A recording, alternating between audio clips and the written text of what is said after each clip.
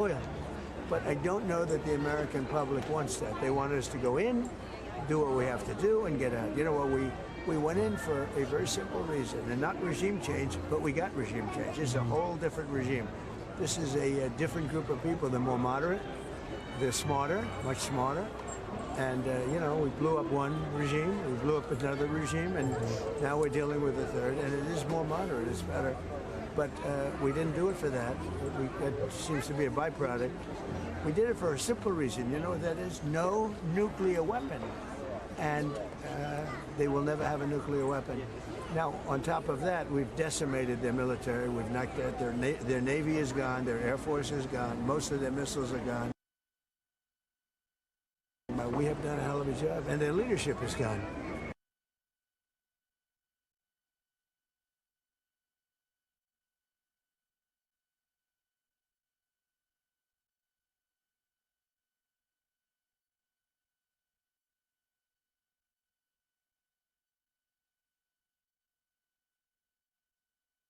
Too, as they get ready to do a lunar flyover? I think they're fantastic. You know, Jared, and not Jared, this is my other Jared. I have two Jareds in my life, right? Jared's done a fantastic job at NASA, and he's been amazing, and everybody told me he was going to be good. I didn't know he'd be that good. And he's got that thing hopping, he's got NASA hopping, and you know, he was an astronaut. He's done this. Very successful guy, and he's doing a great job. Does it add to the meaning that this is happening in the 250th year of American independence? Yeah, well, it's happening then, and it's also happening at a time where we're in a very, very powerful, you could call it a military operation. People like me to call it that because they don't like me using the word war. Because they say, he said war. But let's call it a military operation. But no, Jared's doing a great job. NASA's amazing, actually, amazing. And that's some ship. And so risky. Personally, I wouldn't want to do it, okay? We all have courage. I would prefer not to. Mr. President, on your part.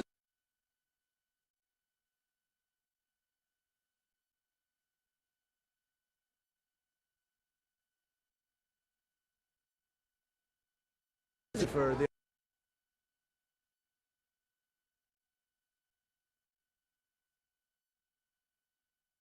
open their mouth. They wouldn't open their mouth. They're very. Mr. President, there's a significant legal challenge to your arch. Do you think that you can get that built, or at least start building it before you leave office? Who's doing a legal challenge? It's a group of veterans, sir. Group of veterans? Because it obstructs the viewshed between Arlington National Cemetery and the You gotta be kidding.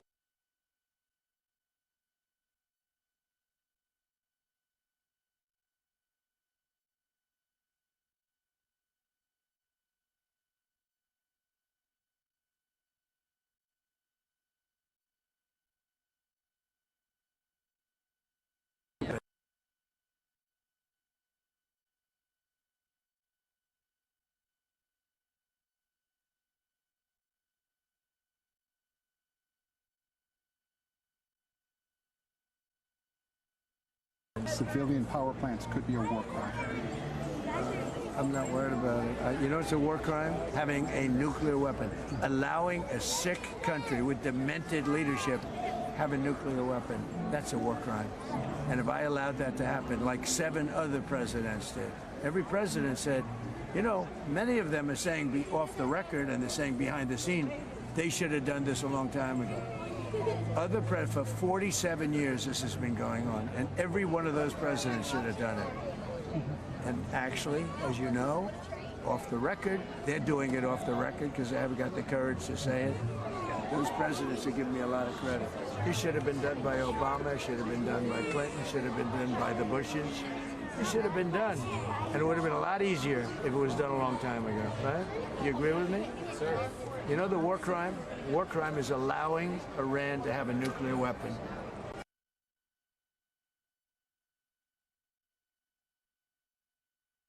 And have no Middle East right now, and they would have been coming here. I'm not going to let that. That would have been a war crime. Thank you.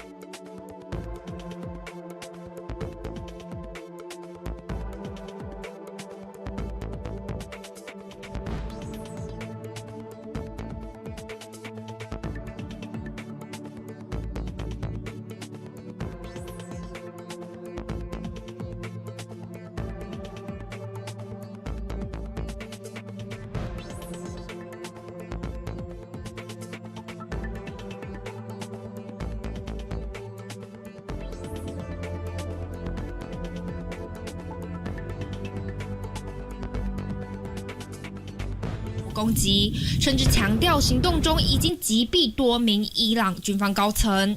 事实上，川普在稍早时就下达最后通牒，押上4月6号的最后期限，警告伊朗如果还不打开荷姆兹海峡，地狱之门即将开启。与此同时，航空监测数据显示，大量美军全球霸王3型 C-17运输机正密集飞越大西洋，前往欧洲与中东，形成一条直通战区的空中运输走廊。外界紧盯，难道真的要打地面战了？以色列总理纳坦雅胡也证实锁定了伊朗境内的石化与70%钢铁设施，直接切入经济与工业命脉，战略意图非常明确。伊朗方面则强势回应。عملیات گسترده نیروهای دریایی و هوافضای سپاه در صبح امروز فراموش نکنید که در صورت گسترش شرارت کل منطقه به جهنمی برایتان تبدیل خواهد شد。伊朗外长阿拉齐耶谴责美方空袭核设施的行动会危害整个地区，军方还放话已经为美国与以色列准备好了一场巨大的惊喜，并再度攻击波湾国家巴林石油公司炼油厂起火，冒出大量黑烟，美伊互不退让，有如火车对撞，倒数计时。东森新闻国际中心综合报道。伊朗生命线又延长了。美国总统川普原本说好6号要炸光伊朗，又突然多给1天。社群平台最新发文飙脏话，要伊朗开放海峡，大骂现在的政权是疯子，还称美东周2晚间8点，也就是台湾时间周3早上8点是最后期限，不然就准备活在地狱。If they don't make a deal and fast, I'm considering blowing everything up.And taking over the oil. 川普称，伊朗若不妥协，包括发电厂、桥梁等基础设施都将成为美军目标。话锋一转，又称与伊朗谈判有进展。He thinks he'll be able to get a deal with Iran by tomorrow. He says he thinks there's a good chance tomorrow. They are negotiating now.川普对外放话称，伊朗在核武方面早已让步，还给高层免死金牌，但伊朗根本没在理。ترامپ یک شخصیت متزلزل متوهم با مجموعه تناقضات هست. جامعه ایران معمولا به حرفهای ترامپ اعتنایی نمی‌کند. 伊朗文化部长大酸川普个性言论古怪的黑兰也不打算透过外交手段解决纷争。Iran's reaction would be one of reciprocating any such attack. Our armed forces have made it clear that in case Iran's infrastructure is attacked, we would react in kind. 只要被打就坚决还手。德黑兰想收荷姆兹海峡过路费与战争赔偿金，态度强硬。但距离最后通牒剩不到48小时，伊朗和荷姆兹海峡的命运恐怕只能交给当局自己决定。东森新闻广新综合报道。We're going to bring them back to the Stone Ages where they belong. 泛文化专门户美国总统川普一再对伊朗极限施压，却又总是忍不住他口中所谓的最后通牒，突然又延长了1天，以台湾时间周3早上8点为最后期限，不然伊朗就准备下地狱。If they don't make a deal and fast, I'm considering blowing everything up.And taking over the oil. 川普也再度不排除出动地面部队，但话锋一转，他又说协议近在眼前了，左手谈判，右手施压，但伊朗完全不买单。تهدید زیاد کرد. الان زیر ساختای ما رو که تهدید کرده بود، اول یه مهلت 5 روزه داد، بعد مهلت 10 روزه داد. هنوز伊朗民众看破川普手脚，德黑兰街头高挂一幅大看板，象征要把美军战机跟战舰一网打尽。民间到官方口径一致，跟美国战到底，双方有如火车对撞，倒数计时，有人能阻止吗？もうすでにイランとは何度もやらせていただいております。でさらに首脳同士という話でございますが、こういった段取りもつけさせていただいております。日本首相高市早苗主动出击，试图促成美伊对话，凭借常年跟伊朗工业换能源友好的基础，成为少数能同时跟美伊双方沟通的要角。日本とは昔から友好関係にあり、現時点においては友好国であると思っております。除了日本居中斡旋，根据路透社报道，巴基斯坦制定了一份结束美伊敌对行动的框架计划。首先是立即停火，然后是达成全面协议。这份计划已经送到美伊手上，如果双方都点头，最快可望在6号生效，并重新开放荷姆兹海峡。东森新闻国际中心综合报道。中东冲突尚未收尾，现在传出伊朗有限度解封荷姆兹海峡。This French vessel managed to pass through the strait. It went very northerly up towards the coast of Iran, looping around Iranian islands and back down. But that Iran was aware of the passage of this ship. 美以攻打伊朗之前，一般油轮都是透过绿色路径，也就是走海峡中央。但近期法国油轮却是走贴近伊朗的红色上 V 路线，而日本油轮则走贴近阿曼的蓝色下 V 路线。イランが指定した航路の方ですね。1日に最低でも5隻か。就连一艘载运伊拉克原油的船只也成功通过前往马来西亚卸货，但这2条安全走廊可不是给各国油轮免费通过。伊朗在格舍姆岛邻近的拉拉克岛设置收费站，通过的油轮得留下买路财，而且金额很惊人，1桶1美元。若是超级大油轮，一次就得缴纳200万美金的过路费。伊朗真的赚翻了。An Omani source tells CNN their discussions have been underway for 2 weeks and are focused on tankers agreeing to register with Iran before being allowed to pass. But that would effectively formalize Iranian control of the global energy supply route. 有分析指出，川普若妥协让荷姆兹海峡维持现况，伊朗将每年坐收5000亿美元的非法摇钱树。但伊朗不止封锁海峡、抢索过路费，还要打破湾国家，包括了阿联和巴林都是攻击的目标，也让这些国家怒火中烧，准备硬起来，考虑自己护航荷姆兹海峡。东森新闻王晨毅、肖伟玲报道。在伊朗死里逃生的美国飞官，外传是他摩根·洛斯上校在轰炸伊朗任务中担任 F-15E 的武器官。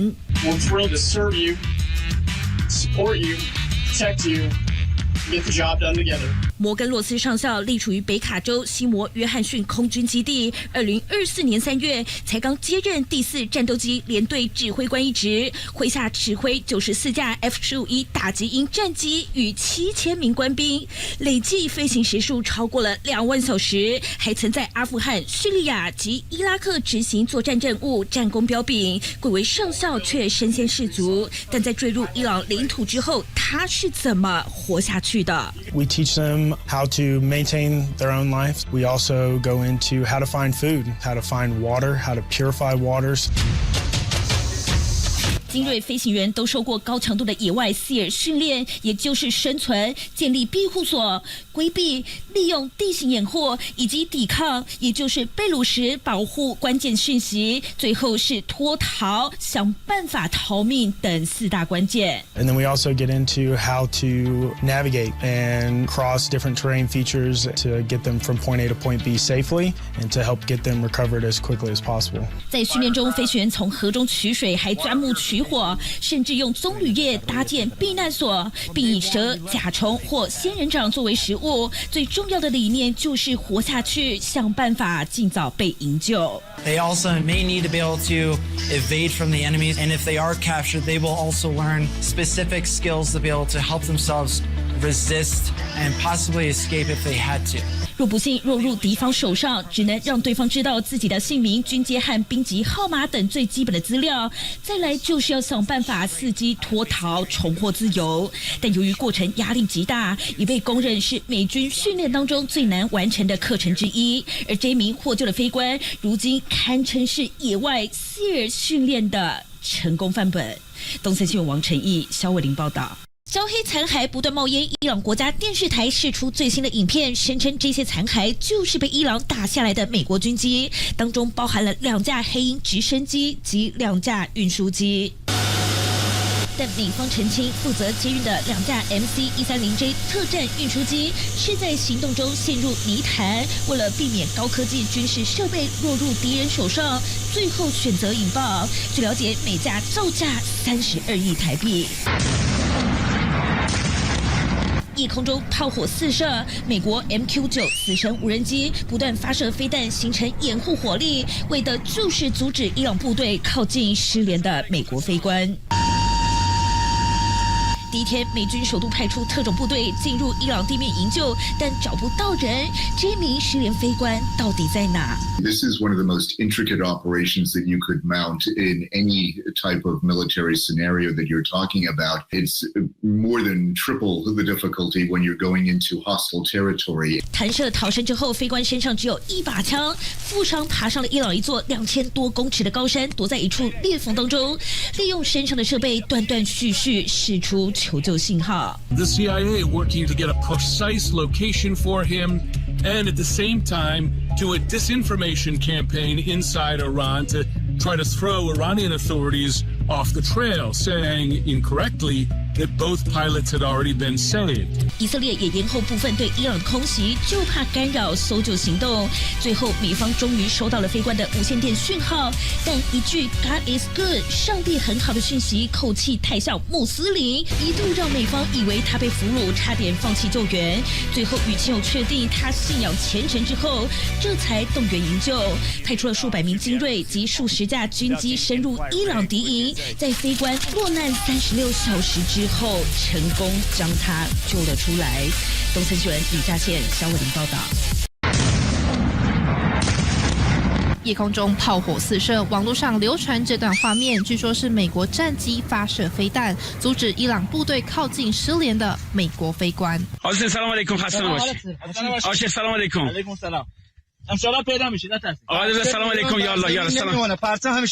伊朗民众荷枪实弹，纷纷涌入美国飞官失联的山区，因为当局祭出大约新台币200万重金悬赏，美伊展开抢人大战。 We got him. My fellow Americans, over the past several hours, the United States military pulled off one of the most daring search and rescue operations in U.S. history, and who I am thrilled to let you know is now safe and sound. 这名 F-15E 飞官在3号坠机弹射，只靠一把手枪防身，在躲藏期间，疑似获得当地平民与中情局线人的协助遮蔽，躲藏了超过24小时，最后透过加密无线电与美军取得联系。美军2度出动设立临时检疫机场，并派遣数百名特种部队，期间还与伊朗士兵交火，最后将人成功救出。这时2架 C-130运输机疑似轮子陷在跑道无法起飞，美军又派出另外3架运输机将全体人员撤出，最后把2架受困的 C-130引爆，全员安全撤回科威特。It's bad enough, difficult enough to do it under benign conditions, you know, where there's no hostile fire or anything like that going on when you're just trying to rescue somebody from a crash site. But it's more than triple the difficulty when you're going into hostile territory. 一旦这名飞官遭俘，将成为伊朗战略王牌。这场救人任务堪称是美国特种作战史上最具挑战性的任务之一。川普在战情室全程紧盯，最后美军成功化解危机。东森新闻国际中心综合报道。德黑兰夜空中不断闪现巨大火球，爆炸声此起彼落。美国总统川普在社群平台发文证实，美军已经对伊朗首都德黑兰发动大规模攻击，甚至强调行动中已经击毙多名伊朗军方高层。事实上，川普在稍早时就下达最后通牒，押上4月6号的最后期限，警告伊朗如果还不打开荷姆兹海峡，地狱之门即将开启。与此同时，航空监测数据显示，大量美军全球霸王3型 C-17运输机正密集飞越大西洋，前往欧洲与中东，形成一条直通战区的空中运输走廊。外界紧盯，难道真的要打地面战了？以色列总理纳坦雅胡也证实锁定了伊朗境内的石化与70%钢铁设施，直接切入经济与工业命脉，战略意图非常明确。伊朗方面则强势回应。عملیات گسترده نیروهای دریایی و هوافضای سپاه در صبح امروز فراموش نکنید که در صورت گسترش شرارت کل منطقه به جهنمی برایتان تبدیل خواهد شد。伊朗外长阿拉齐耶谴责美方空袭核设施的行动会危害整个地区，军方还放话已经为美国与以色列准备好了一场巨大的惊喜，并再度攻击波湾国家巴林石油公司炼油厂起火，冒出大量黑烟，美伊互不退让，犹如火车对撞，倒数计时。东森新闻国际中心综合报道。伊朗生命线又延长了。美国总统川普原本说好6号要炸光伊朗，又突然多给一天。社群平台最新发文飙脏话，要伊朗开放海峡，大骂现在的政权是疯子，还称美东周2晚间8点，也就是台湾时间周3早上8点是最后期限，不然就准备活在地狱。If they don't make a deal and fast, I'm considering blowing everything up and taking over the oil. 川普称，伊朗若不妥协，包括发电厂、桥梁等基础设施都将成为美军目标。话锋一转，又称与伊朗谈判有进展。He thinks he'll be able to get a deal with Iran by tomorrow. He says he thinks there's a good chance tomorrow. They are negotiating now. 川普对外放话称，伊朗在核武方面早已让步，还给高层免死金牌，但伊朗根本没在理。ترامپ یک شخصیت متزلزل متوهم با مجموعه تناقضات هست. جامعه ایران معمولا به حرفهای ترامپ اعتنایی نمی‌کند. 伊朗文化部长大酸川普个性言论古怪的黑蓝也不打算透过外交手段解决纷争。Iran's reaction would be one of reciprocating any such attack. Our armed forces have made it clear that in case Iran's infrastructure is attacked, we would react in kind. 只要被打就坚决还手。德黑兰想收荷姆兹海峡过路费与战争赔偿金，态度强硬。但距离最后通牒剩不到48小时，伊朗和荷姆兹海峡的命运恐怕只能交给当局自己决定。东森新闻广新综合报道。We're going to bring them back to the Stone Ages where they belong. 抗文化专门户美国总统川普一再对伊朗极限施压，却又总是忍不住他口中所谓的最后通牒，突然又延长了一天，以台湾时间周3早上8点为最后期限，不然伊朗就准备下地狱。If they don't make a deal and fast, I'm considering blowing everything up and taking over the oil. 川普也再度不排除出动地面部队，但话锋一转，他又说协议近在眼前了，左手谈判，右手施压，但伊朗完全不买单。تهدید زیاد کرد. الان زیر ساختای ما رو که تهدید کرده بود، اول یه مهلت 5 روزه داد، بعد مهلت 10 روزه داد. هنوز伊朗民众看破川普手脚，德黑兰街头高挂一幅大看板，象征要把美军战机跟战舰一网打尽。民间到官方口径一致，跟美国战到底，双方犹如火车对撞，倒数计时，有人能阻止吗？もうすでにイランとは何度もやらせていただいております。でさらに首脳同士という話でございますが、こういった段取りもつけさせていただいております。日本首相高市早苗主动出击，试图促成美伊对话，凭借常年跟伊朗工业换能源友好的基础，成为少数能同时跟美伊双方沟通的要角。日本とは昔から友好関係にあり、現時点においては友好国であると思っております。除了日本居中斡旋，根据路透社报道，巴基斯坦制定了一份结束美伊敌对行动的框架计划。首先是立即停火，然后是达成全面协议。这份计划已经送到美伊手上，如果双方都点头，最快渴望在6号生效，并重新开放荷姆兹海峡。东森新闻国际中心综合报道。中东冲突尚未收尾，现在传出伊朗有限度解封荷姆兹海峡。This French vessel managed to pass through the strait. It went very northerly up towards the coast of Iran, looping around Iranian islands and back down. But that Iran was aware of the passage of this ship. 美以攻打伊朗之前，一般油轮都是透过绿色路径，也就是走海峡中央。但近期法国油轮却是走贴近伊朗的红色上 V 路线，而日本油轮则走贴近阿曼的蓝色下 V 路线。イランが指定した航路の方ですね。1日に最低でも5隻か。就连一艘载运伊拉克原油的船只也成功通过前往马来西亚卸货，但这2条安全走廊可不是给各国油轮免费通过。伊朗在格舍姆岛邻近的拉拉克岛设置收费站，通过的油轮得留下买路财，而且金额很惊人，1桶1美元。若是超级大油轮，一次就得缴纳200万美金的过路费。伊朗真的赚翻了。An Omani source tells CNN their discussions have been underway for 2 weeks and are focused on tankers agreeing to register with Iran before being allowed to pass. But that would effectively formalize Iranian control of the global energy supply route. 有分析指出，川普若妥协让荷姆兹海峡维持现况，伊朗将每年坐收5000亿美元的非法摇钱树。但伊朗不止封锁海峡、强索过路费，还要打破湾国家，包括了阿联和巴林都是攻击的目标，也让这些国家怒火中烧，准备硬起来，考虑自己护航荷姆兹海峡。东森新闻王晨毅、肖伟玲报道。在伊朗死里逃生的美国飞官，外传是他摩根·洛斯上校在轰炸伊朗任务中担任 F-15E 的武器官。We're thrilled to serve you, support you, protect you. Get the job done together.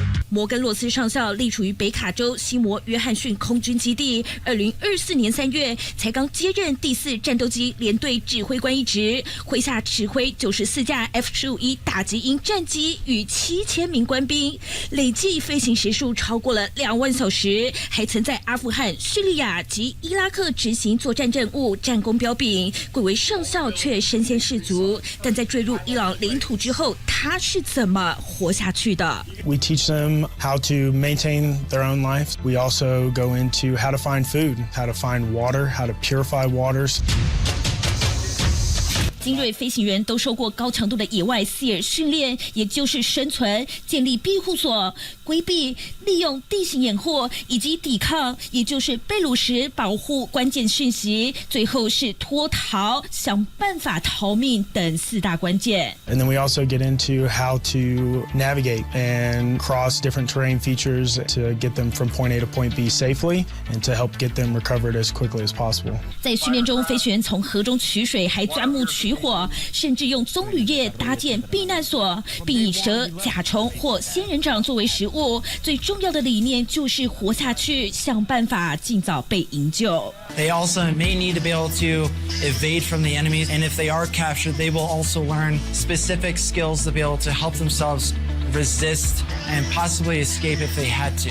若不幸落入敌方手上，只能让对方知道自己的姓名、军阶和兵籍号码等最基本的资料，再来就是要想办法伺机脱逃，重获自由。但由于过程压力极大，已被公认是美军训练当中最难完成的课程之一。而这名获救的飞官，如今堪称是野外SEAL训练的成功范本。东森新闻王晨毅、肖伟玲报道。焦黑残骸不断冒烟，伊朗国家电视台释出最新的影片，声称这些残骸就是被伊朗打下来的美国军机，当中包含了2架黑鹰直升机及2架运输机。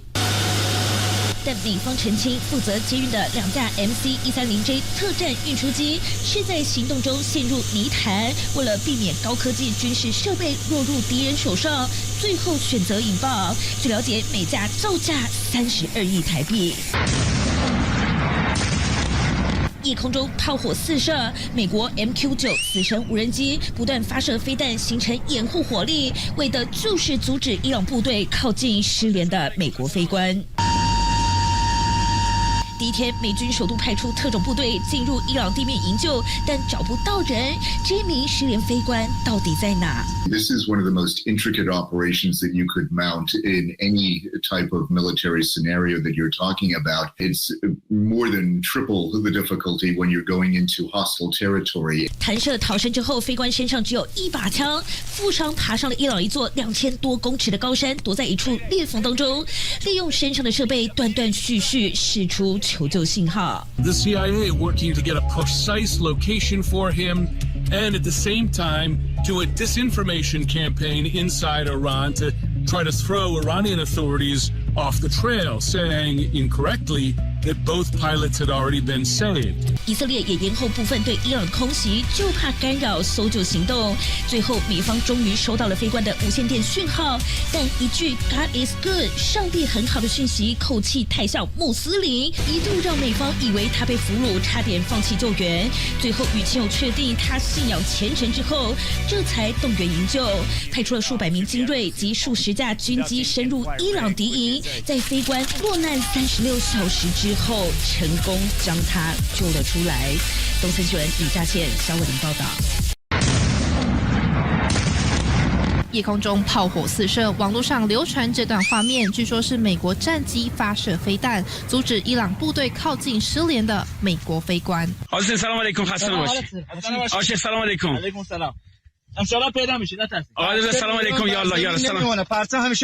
伊朗民众荷枪实弹，纷纷涌入美国飞官失联的山区，因为当局祭出大约新台币200万重金悬赏，美伊展开抢人大战。 We got him. My fellow Americans, over the past several hours, the United States military pulled off one of the most daring search and rescue operations in U.S. history, and who I am thrilled to let you know is now safe and sound. 这名 F-15E 飞官在3号坠机弹射，只靠一把手枪防身，在躲藏期间，疑似获得当地平民与中情局线人的协助遮蔽，躲藏了超过24小时，最后透过加密无线电与美军取得联系。美军2度出动设立临时检疫机场，并派遣数百名特种部队，期间还与伊朗士兵交火，最后将人成功救出。这时2架 C-130运输机疑似轮子陷在跑道无法起飞，美军又派出另外3架运输机将全体人员撤出，最后把2架受困的 C-130引爆，全员安全撤回科威特。It's bad enough, difficult enough to do it under benign conditions, you know, where there's no hostile fire or anything like that going on when you're just trying to rescue somebody from a crash site. But it's more than triple the difficulty when you're going into hostile territory. 一旦这名飞官遭俘，将成为伊朗战略王牌。这场救人任务堪称是美国特种作战史上最具挑战性的任务之一。川普在战情室全程紧盯，最后美军成功化解危机。东森新闻国际中心综合报道。德黑兰夜空中不断闪现巨大火球，爆炸声此起彼落。美国总统川普在社群平台发文证实，美军已经对伊朗首都德黑兰发动大规模攻击，甚至强调行动中已经击毙多名伊朗军方高层。事实上，川普在稍早时就下达最后通牒，押上4月6号的最后期限，警告伊朗如果还不打开荷姆兹海峡，地狱之门即将开启。与此同时，航空监测数据显示，大量美军全球霸王3型 C-17运输机正密集飞越大西洋，前往欧洲与中东，形成一条直通战区的空中运输走廊。外界紧盯，难道真的要打地面战了？以色列总理纳坦雅胡也证实，锁定了伊朗境内的石化与70%钢铁设施，直接切入经济与工业命脉，战略意图非常明确。伊朗方面则强势回应。عملیات گسترده نیروهای دریایی و هوافضای سپاه در صبح امروز فراموش نکنید که در صورت گسترش شرارت کل منطقه به جهنمی برایتان تبدیل خواهد شد. 伊朗外长阿拉齐耶谴责美方空袭核设施的行动会危害整个地区，军方还放话已经为美国与以色列准备好了一场巨大的惊喜，并再度攻击波湾国家巴林石油公司炼油厂起火，冒出大量黑烟，美伊互不退让，犹如火车对撞，倒数计时。东森新闻国际中心综合报道。伊朗生命线又延长了。美国总统川普原本说好6号要炸光伊朗，又突然多给一天。社群平台最新发文飙脏话，要伊朗开放海峡，大骂现在的政权是疯子，还称美东周2晚间8点，也就是台湾时间周3早上8点是最后期限，不然就准备活在地狱。If they don't make a deal and fast, I'm considering blowing everything up and taking over the oil. 川普称，伊朗若不妥协，包括发电厂、桥梁等基础设施都将成为美军目标。话锋一转，又称与伊朗谈判有进展。He thinks he'll be able to get a deal with Iran by tomorrow. He says he thinks there's a good chance tomorrow. They are negotiating now. 川普对外放话称，伊朗在核武方面早已让步，还给高层免死金牌，但伊朗根本没在理。ترامپ یک شخصیت متزلزل متوهم با مجموعه تناقضات هست. جامعه ایران معمولا به حرفهای ترامپ اعتنایی نمی‌کند. 伊朗文化部长大酸川普个性言论古怪的黑蓝也不打算透过外交手段解决纷争。Iran's reaction would be one of reciprocating any such attack. Our armed forces have made it clear that in case Iran's infrastructure is attacked, we would react in kind. 只要被打就坚决还手。德黑兰想收荷姆兹海峡过路费与战争赔偿金，态度强硬。但距离最后通牒剩不到48小时，伊朗和荷姆兹海峡的命运恐怕只能交给当局自己决定。东四县广新综合报道。We're going to bring them back to the Stone Ages where they belong. 抗文化专门户美国总统川普一再对伊朗极限施压，却又总是忍不住他口中所谓的最后通牒，突然又延长了一天，以台湾时间周3早上8点为最后期限，不然伊朗就准备下地狱。If they don't make a deal and fast, I'm considering blowing everything up and taking over the oil. 川普也再度不排除出动地面部队，但话锋一转，他又说协议近在眼前了，左手谈判，右手施压，但伊朗完全不买单。تهدید زیاد کرد. الان زیر ساختای ما رو که تهدید کرده بود، اول یه مهلت 5 روزه داد، بعد مهلت 10 روزه داد. هنوز伊朗民众看破川普手脚，德黑兰街头高挂一幅大看板，象征要把美军战机跟战舰一网打尽。民间到官方口径一致，跟美国战到底，双方有如火车对撞，倒数计时，有人能阻止吗？もうすでにイランとは何度もやらせていただいております。でさらに首脳同士という話でございますが、こういった段取りもつけさせていただいております。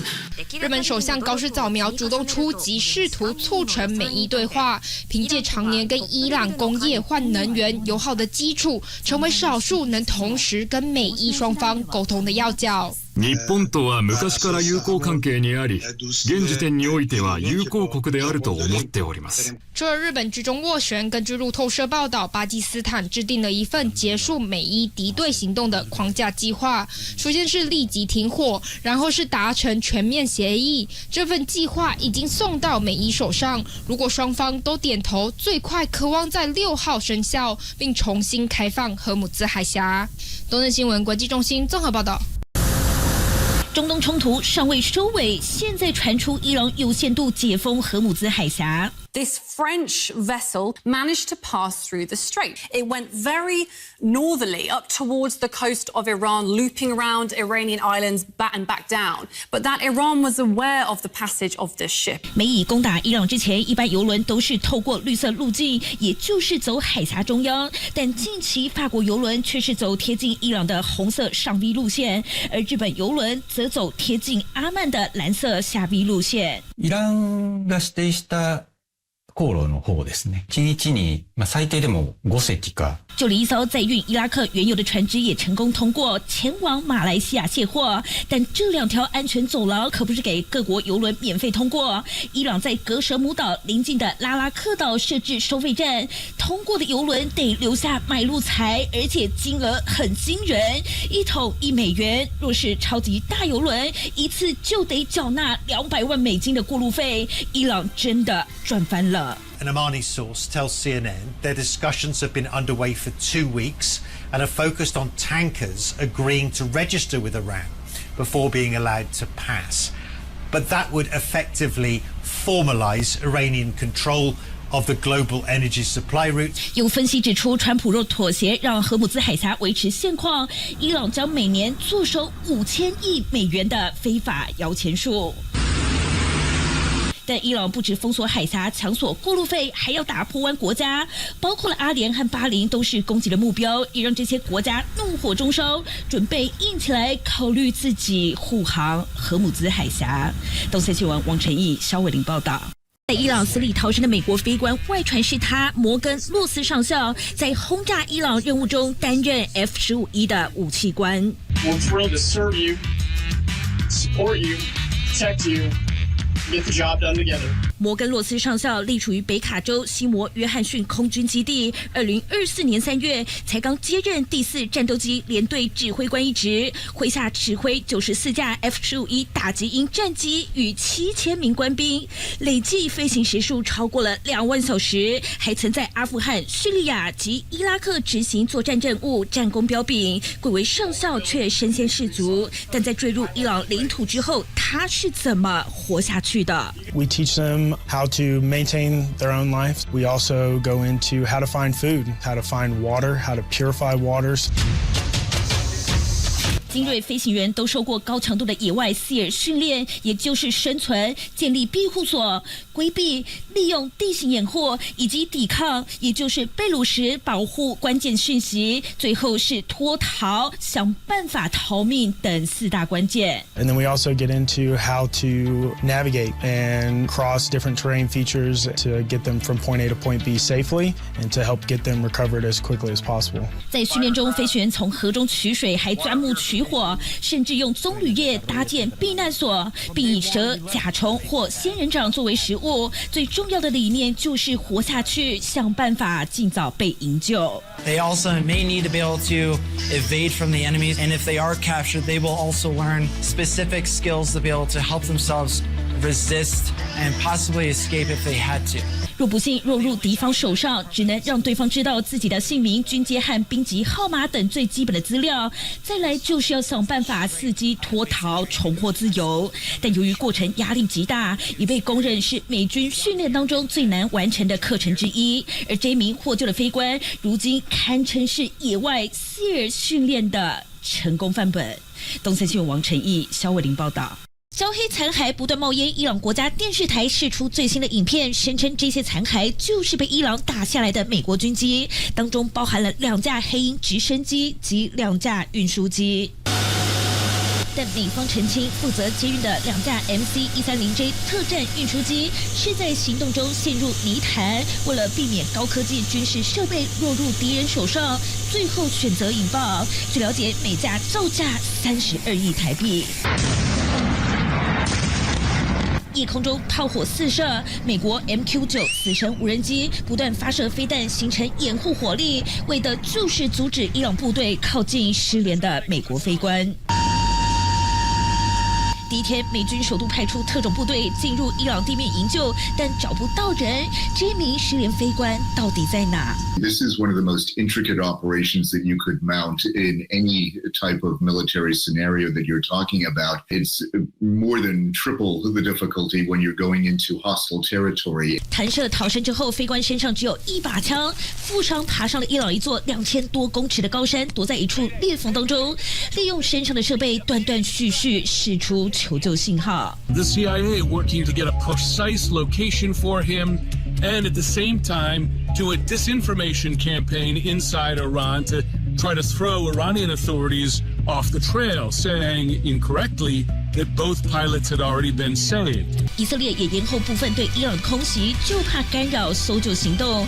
最后，美方终于收到了飞官的无线电讯号，但一句 "God is good"， 上帝很好的讯息，口气太像穆斯林，一度让美方以为他被俘虏，差点放弃救援。最后与亲友确定他信仰虔诚之后，这才动员营救，派出了数百名精锐及数十架军机深入伊朗敌营，在飞官落难36小时之后，成功将他救了出来。东森新闻李嘉倩、肖伟玲报道。夜空中炮火四射，网络上流传这段画面，据说是美国战机发射飞弹，阻止伊朗部队靠近失联的美国飞官。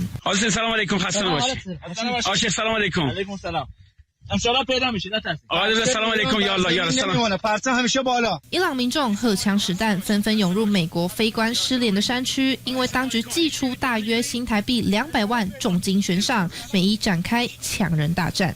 We got him. My fellow Americans, over the past several hours, the United States military pulled off one of the most daring search and rescue operations in U.S. history, and who I am thrilled to let you know is now safe and sound. 这名 F-15E 飞官在3号坠机弹射，只靠一把手枪防身，在躲藏期间疑似获得当地平民与中情局线人的协助遮蔽，躲藏了超过24小时，最后透过加密无线电与美军取得联系。美军2度出动设立临时检疫机场，并派遣数百名特种部队，期间还与伊朗士兵交火，最后将人成功救出。这时2架 C-130运输机疑似轮子陷在跑道无法起飞，美军又派出另外3架运输机将全体人员撤出，最后把2架受困的 C-130引爆，全员安全撤回科威特。It's bad enough, difficult enough to do it under benign conditions, where there's no hostile fire or anything like that going on when you're just trying to rescue somebody from a crash site. But it's more than triple the difficulty when you're going into hostile territory. 一旦这名飞官遭俘，将成为伊朗战略王牌。这场救人任务堪称是美国特种作战史上最具挑战性的任务之一。川普在战情室全程紧盯，最后美军成功化解危机。东森新闻国际中心综合报道。德黑兰夜空中不断闪现巨大火球，爆炸声此起彼落。美国总统川普在社群平台发文证实，美军已经对伊朗首都德黑兰发动大规模攻击，甚至强调行动中已经击毙多名伊朗军方高层。事实上，川普在稍早时就下达最后通牒，押上4月6号的最后期限，警告伊朗如果还不打开荷姆兹海峡，地狱之门即将开启。与此同时，航空监测数据显示，大量美军全球霸王3型 C-17运输机正密集飞越大西洋，前往欧洲与中东，形成一条直通战区的空中运输走廊。外界紧盯，难道真的要打地面战了？以色列总理纳坦雅胡也证实，锁定了伊朗境内的石化与70%钢铁设施，直接切入经济与工业命脉，战略意图非常明确。伊朗方面则强势回应。عملیات گسترده نیروهای دریایی و هوافضای سپاه در صبح امروز فراموش نکنید که در صورت گسترش شرارت کل منطقه به جهنمی برایتان تبدیل خواهد شد. 伊朗外长阿拉齐耶谴责美方空袭核设施的行动会危害整个地区，军方还放话已经为美国与以色列准备好了一场巨大的惊喜，并再度攻击波湾国家巴林石油公司炼油厂起火，冒出大量黑烟，美伊互不退让，犹如火车对撞，倒数计时。东森新闻国际中心综合报道。伊朗生命线又延长了。美国总统川普原本说好6号要炸光伊朗，又突然多给1天。社群平台最新发文飙脏话，要伊朗开放海峡，大骂现在的政权是疯子，还称美东周2晚间8点，也就是台湾时间周3早上8点是最后期限，不然就准备活在地狱。If they don't make a deal and fast, I'm considering blowing everything up.And taking over the oil. 川普称，伊朗若不妥协，包括发电厂、桥梁等基础设施都将成为美军目标。话锋一转，又称与伊朗谈判有进展。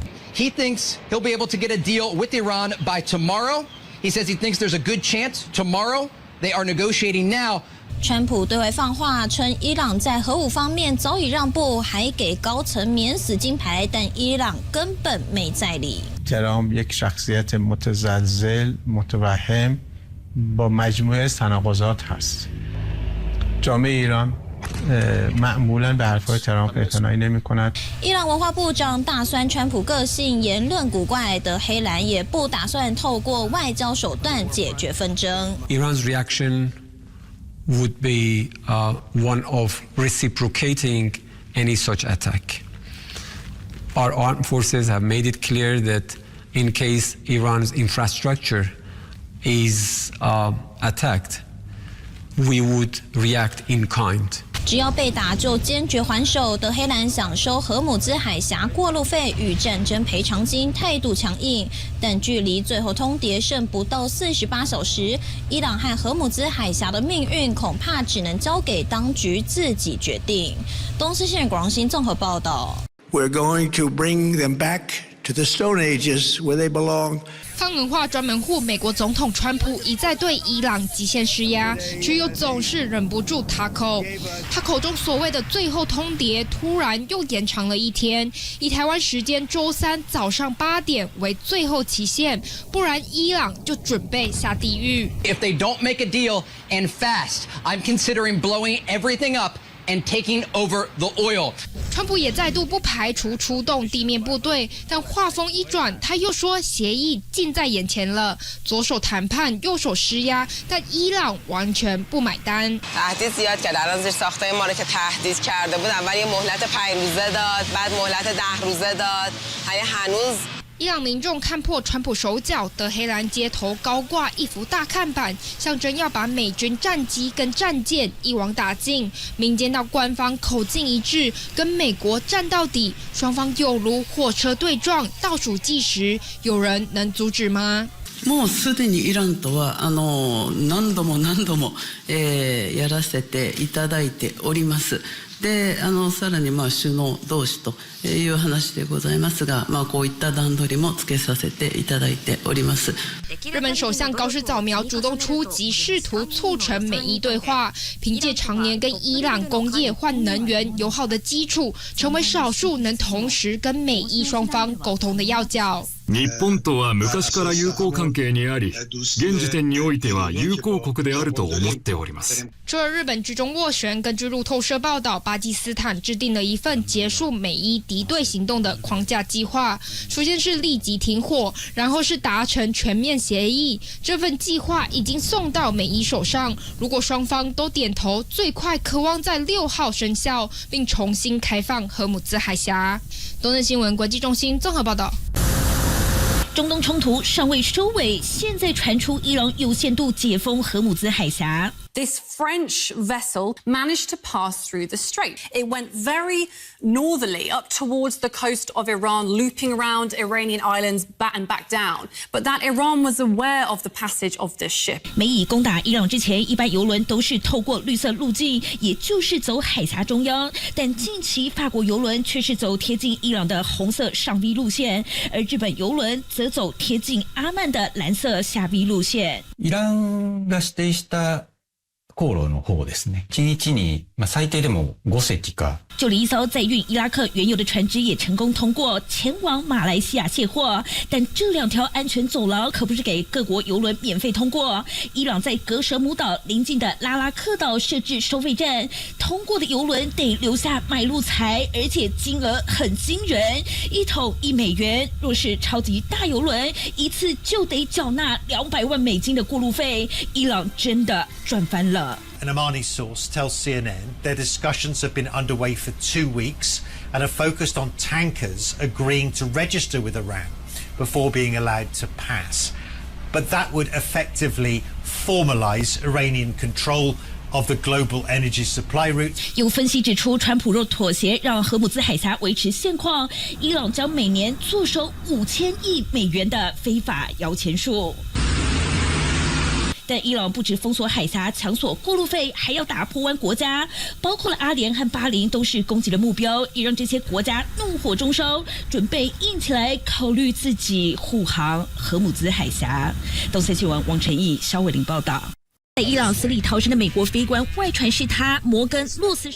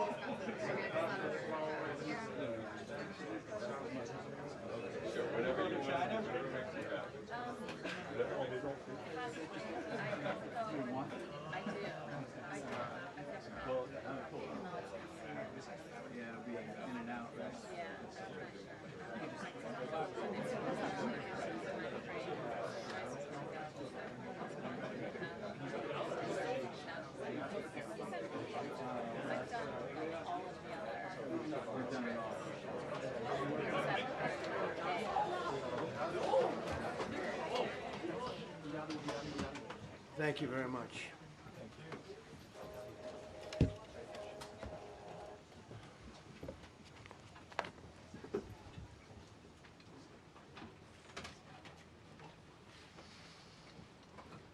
It's a great honor to be with you, and happy Easter. We had a great Easter. This is one of our better Easters, I think, in a lot of different ways. I can say militarily, it's been one of the best. So, good afternoon. We have quite a bit to discuss. We'll go into pretty good detail. And we have the people that are most involved. We'll give you exactitude. And we're here today to celebrate the success of one of the largest, most complex, most harrowing combat searches. I guess you would call it a search and rescue mission ever attempted by the military. Generally, when planes are knocked down in war, especially when you're fighting a strong group, an evil group, you can't really do this because you send in 200 men to pick up one, and it's something that's usually not attempted as much as you want to attempt. And bad things happen to that one or two. And in this case, we did two, and it might not have been attempted before, but we did. And we had great talent, but we got a little luck too, I would say. And we were helped by a lot of people, a lot of great people. And it was an honor to be involved with it. It's very historic. This is a rescue that's very historic. It'll go down in the books. Late Thursday night, an American F-15 fighter jet went down deep inside enemy territory in Iran while participating in Operation Epic Fury, where we're doing unbelievably well, well at a level that nobody's ever seen before. The entire country can be taken out in one night, and that night might be tomorrow night. Both members of the crew ejected from the aircraft and landed alive. On Iranian soil, I immediately was asked to make a decision. I ordered the U.S. Armed Forces to do whatever was necessary to bring our brave warriors back home. A risky decision, because we could have ended up with 100 dead as opposed to 1 or 2. It's a hard decision to make. But in the United States military, we leave no American behind. We don't do it. Within hours, our armed forces deployed 21 military aircraft into hostile airspace, many flying at very low altitude, being shot by bullets. You bring rifles into play when you're going that low, but there are also certain advantages. And in broad daylight over Iran for 7 hours, at times facing very, very heavy enemy fire. We have a helicopter that's got a lot of bullets in it. It's amazing. We just realized how good those weapons are.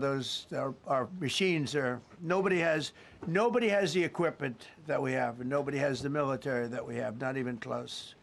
We're the most powerful military anywhere in the world by far. The flight crews and warfighters aboard those aircraft took extraordinary risks to rescue their fellow service members.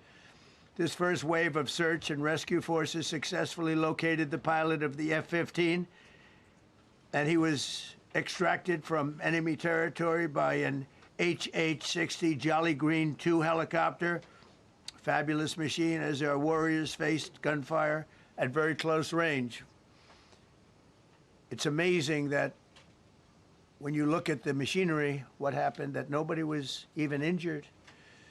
Meanwhile, the second crew member, a weapons system officer, highly respected colonel, had landed a significant distance away from the pilot. When you're going at those speeds, even if you go out 2 or 3 seconds later, it's miles and miles away because you're going fast. He was injured quite badly and stranded in an area teeming with terrorists from the Islamic Revolutionary Guard Corps rough group, as well as besieged militia and local authorities. Many, on top of everything else, they told the communities actually within side of Iran, the people of Iran, they were given a tremendous incentive to find this pilot. Despite the peril, the officer followed his training and climbed into the treacherous mountain terrain and started climbing toward a higher altitude, something they were trained to do in order to evade capture. They want to always go as far away from the site of the shoot down. You want to go as far away because they all head right to that site. You want to be as far away as you can. And he was injured, and he was an amazing, amazing thing. He scaled cliff faces, bleeding rather profusely, treated his own wounds, and contacted American forces to transmit his location. They have a very sophisticated beeper-type apparatus that is on them at all times. And when they go out on these missions, they make sure they have lots of battery space and they're in good shape. And this one worked really well, amazingly, saved his life. We immediately mobilized a massive operation to retrieve him from the mountain holdout, and he kept going higher and higher. The mountain kept getting rougher and rougher and really very, very hard to find. The second rescue mission involved 155 aircraft, including 4 bombers, 64 fighters, 48 refueling tankers, 13 rescue aircraft, and more. We were bringing them all over, and a lot of it was subterfuge. We wanted to have them think he was in a different location because they had a vast military force out there. Thousands of people were looking.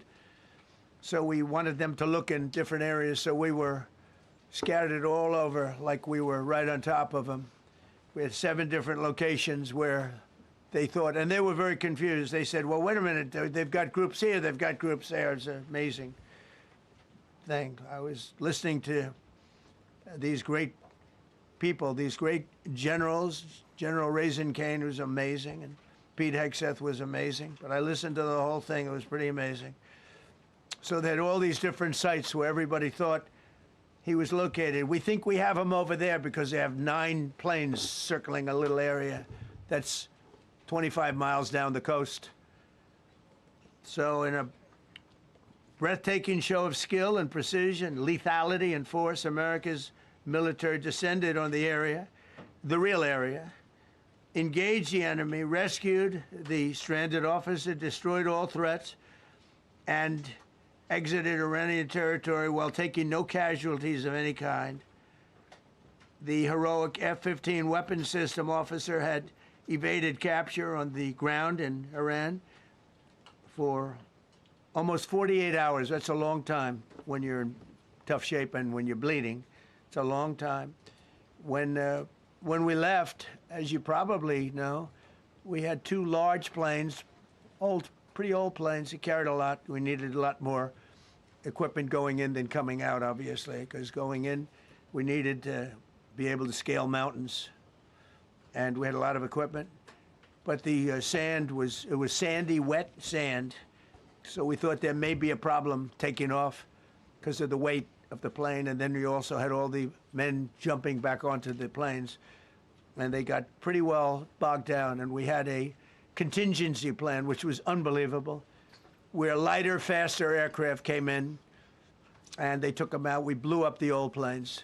We blew them up to smithereens because we had equipment on the planes that, frankly, we'd like to take, but I don't think it was worthwhile spending another 4 hours there taking it off. So we didn't want anybody to have, we have the best equipment anywhere in the world. We didn't want anybody examining our anti-aircraft and other equipment. So these were large planes that were old and pretty old, and we blew them up. And we had faster, lighter planes come in, and they were able to land on the sand. We needed the bigger planes because we had so much equipment that we needed. We took 3 helicopters over there, which were very strongly used and couldn't have lived without them. They did, and they performed unbelievably well. And if you'd see it, you wouldn't believe it. They came off the plane, and these guys had them. The rotors were off. They rebuilt these helicopters in less than 10 minutes. And that was one of the more amazing things. These are helicopters, small, unbelievably powerful, but small, very small, so it can get into certain areas. And they got them off the plane, and they rebuilt all 3 of them in a matter of less than, I would say, less than 10 minutes. It's pretty amazing what the genius of these people. Who would think that? You'd think it would take 5 days to build them. And in some companies, it would take 5 days, and they wouldn't do it well. But they served us well. As Commander-in-Chief, I never forget the extraordinary risk taken by the warriors that we send into battle, and the genius. I mean, think of it, having a contingency of 3 planes waiting because we think the sand is so bad that we probably won't be able to take off. And the planes really got bogged. The sand this was not much of a runway. This was a farm, not a runway. It's a farm, but it did the trick. But to have a contingency as opposed to having to wait 2 days, can you imagine right in the middle? This was central. This was right, you would call it central casting if you were doing a movie for location. And probably the toughest area of Iran where we'd be sitting there. So these planes came in, those pilots came in so fast and so quick and got out of there. Everybody got aboard and just got 15-minute intervals. 1 load out, 1 load out, 1 load out. It happened, and we were watching, and we said, "That's amazing." It's in many ways, I was almost more impressed by the contingency that we had than the fact that if we would have had a runway or decent soil. But it was an amazing thing. But we thank God for every single one of them. And the talent, the genius is not even talent, it's genius. It's the whole ball game, every one of them. If you look at what we did with Maduro, we went into a military compound, a massive, with thousands and thousands of soldiers, and within a matter of minutes, and he lived behind iron doors. There were steel doors, broke them down so quickly, and within almost minutes, he was in the back of these planes. It was a similar group. Incredible. We have incredibly talented people. And if the time comes, we move heaven and earth to bring them home safely. We're going to bring our people home safely. I want to thank every member of the U.S. Armed Forces involved in these historic operations. They really were historic. It's just not something that's done. And you'd understand it. Not that they don't want to do it, but when you're going into areas, when you look at these helicopters, when you look at the amount of bullets and everything else that they took, when you go into these areas, you don't come out like we came out. God was watching us, I tell you. Well, it was the Easter, we were in the Easter territory, I guess, but God was watching us. Amazing. Because when you look at the machinery, they took damage. It tells you, first thing I said is, these are unbelievable machines, how they flew back and not even much of a problem. But these 2 extraordinary rescues, because it was 2, and as you probably know, we didn't talk about the first one for an hour. Then somebody leaked something, which we'll hopefully find that leaker. We're looking very hard to find that leaker. And talked about there's somebody missing. They basically said that we have one and there's somebody missing. Well, they didn't know there was somebody missing until this leaker gave the information.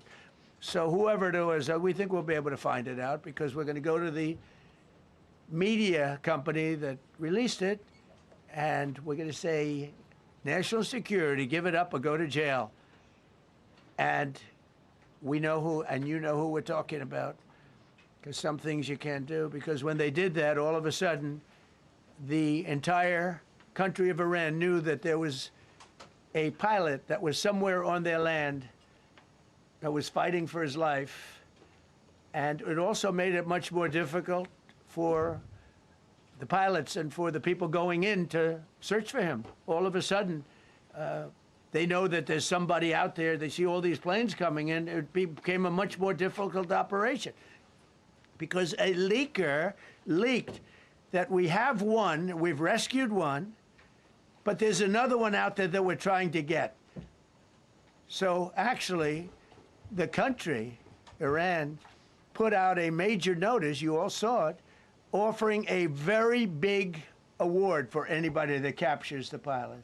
So in addition to a hostile, very talented, very good, very evil military, we had millions of people trying to get an award. So when you add that to it, but we have to find that leaker because that's a sick person.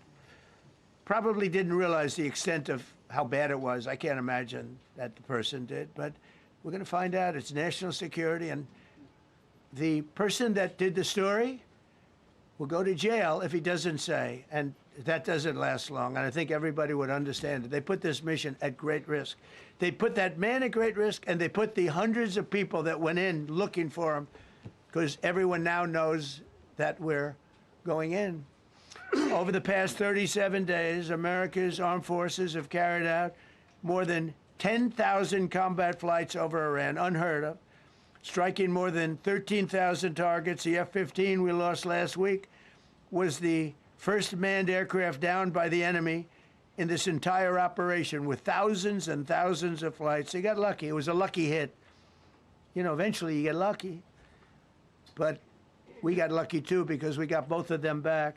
But it's a record that is unparalleled in the history of military air operations. Nobody's ever seen anything like it. It's such an honor to be involved with it.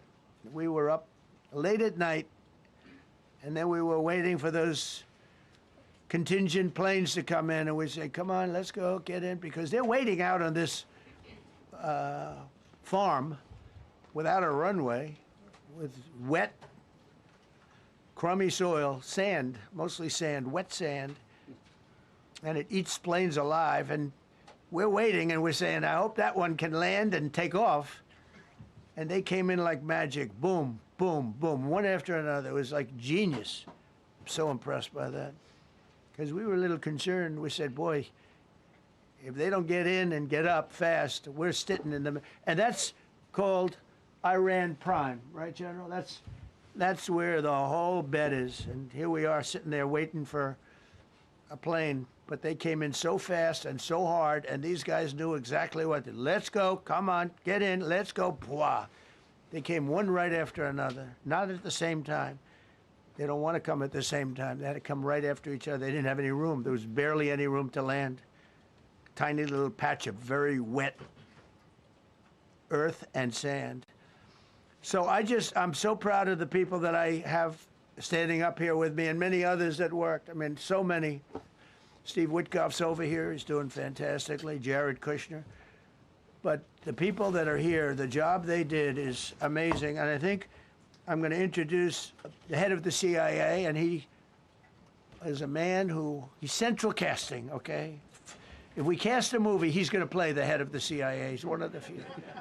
John Ratcliffe, he did a phenomenal job that night. He did something that I don't know if you want to talk about it. If you want, you can. I'm not sure you're supposed to. I'm not going to talk about it. But the CIA was very responsible for finding this little speck. It's like they used an expression on one of the shows. A general was talking about, it's like finding a needle in a haystack, finding this pilot. And the CIA was unbelievable. And you may, if you can, you'll talk. It might be classified, in which case I'd have to put him in jail if he talks about it. And I don't want to put him in jail. He doesn't deserve that. So, John, do you want to say a few words? Thank you. Thank you, Mr. President. It's a privilege to be here with you today to share what we can about this exceptional mission and to recognize the ingenuity and bravery of those who executed it, as well as the leadership and resolve of the president who ordered it. One thing that has been clear to me in this role is that the flawless military operations that the Department of War is known for are hostage to flawless intelligence. We saw that in the skies over Iran in Operation Midnight Hammer last summer. We witnessed it in Venezuela during Operation Absolute Resolve.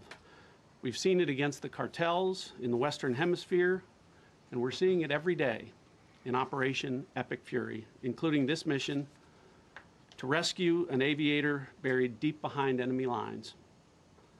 Because it is the unique tradition of the U.S. Armed Forces that we leave no man or woman behind, this was a no-fail mission. That was the spirit in which the President put us to work, and we were determined not to let him down or our airmen down. As an agency, the CIA possesses unique capabilities that only the President can deploy. Some of these capabilities fall under covert action authorities. And because covert means exactly that, I'm not going to be able to tell you everything that you want to know. At the President's direction, we deployed both human assets and exquisite technologies that no other intelligence service in the world possesses to a daunting challenge, comparable to hunting for a single grain of sand in the middle of a desert. This was also a race against the clock, as it was critical that we locate the downed aviator as quickly as possible, while at the same time keeping our enemies misdirected. For that reason, in addition to the human and technical assets deployed by the President to find our airmen, CIA executed a deception campaign to confuse the Iranians who were desperately hunting for our airmen. On Saturday morning, we achieved our primary objective by finding and providing confirmation that one of America's best and bravest was alive and concealed in a mountain crevice, still invisible to the enemy, but not to the CIA. That confirmation was relayed by Secretary Hegseth to the President, and the operation quickly moved to the execution phase. Following the successful exfiltration on Saturday night, our intelligence reflects that the Iranians were embarrassed and ultimately humiliated by the success of this audacious rescue mission. When the President asked me to lead the CIA, he made it clear: get back to basics, no politics, no agendas, tackle the hardest problems, and execute the toughest missions. This President is about results, and now that's what his CIA is about too. The professionals at the agency and at the Department of War deserve immense credit for their flawless execution during this daring mission. Their skill, creativity, and courage are unmatched on the battlefield wherever they step. But none of that matters, and all of that is wasted without a President with the political courage to put them into action. Mr. President, I've had the privilege of seeing you act with political courage in the best interest of the United States up close on a daily basis, and I'm grateful that this successful mission has given the American people a window into that as well. The Secretary and Chairman will tell you that our service members' confidence is boosted by a Commander-in-Chief who has their back the same way they have yours. And I know that the confidence of CIA's officers is boosted by the knowledge that their work is informing a President who's not afraid to make the hardest decisions when the stakes are highest. And to the American people, your confidence should be boosted by knowing that the security of the nation is in the hands of a President who's willing to take on problems that have confounded both sides of the political aisle for nearly half a century. It is an honor to serve under a leader who just proved that you can believe him when he says, no matter what, we will leave no one behind. We will come for you. Thank you.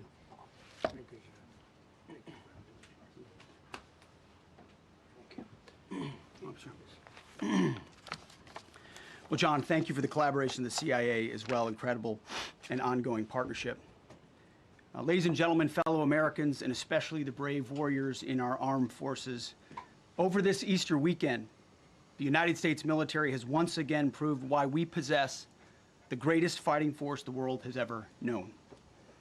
In 2 extraordinary combat search and rescue operations deep inside enemy territory in Iran, our warriors executed missions of breathtaking skill, courage, and precision. When our warriors are unleashed, as this president has allowed them to be, they are unstoppable. When American airmen were down behind enemy lines, our forces and our president did not hesitate. Special operators supported by elite air crews and intelligence professionals moved swiftly and decisively into treacherous mountain terrain under the constant threat of Iranian forces closing in. Ultimately, it was an impotent Iranian threat. And today, as the CIA director mentioned, Iran's military, and we know this, is embarrassed and humiliated, and they should be. Now, these are not routine operations. They were high-risk, high-stakes missions conducted in the heart of enemy territory. This was not just barely into Iran, this was deep into Iran, involving coordinated strikes to suppress threats, deception tactics to protect our teams, and full synchronization across air, ground, and special operations. The Iranians are still asking themselves right now, how did the Americans do this? 1 downed airman evaded capture for more than a day, scaling rugged ridges while hunted by the enemy. When he was finally able to activate his emergency transponder, his first message was simple, and it was powerful. He sent a message, God is good. In that moment of isolation and danger, his faith and fighting spirit shone through. You see, shot down on a Friday, Good Friday, hidden in a cave, a crevice, all of Saturday, and rescued on Sunday. Flown out of Iran as the sun was rising on Easter Sunday. A pilot reborn, all home and accounted for, a nation rejoicing. God is good. Despite incoming fire and unforgiving conditions, our troops brought every American home. No American lives were lost. We leave no man behind, and that is not luck. It's the result of unmatched training, superior technology, an unbreakable warrior ethos, and sheer American grit. Our special operators, pilots, and support crews performed with near perfection under fire, and they were lethal. Just ask any Iranian soldier who dared attempt to get anywhere near that pilot before or during that mission. Death from above. Our troops turned a potential tragedy into a resounding demonstration of American resolve and capability. That's what excellence in uniform looks like. But make no mistake about it, none of this would have been possible without the courageous leadership and ironclad determination of President Donald J. Trump.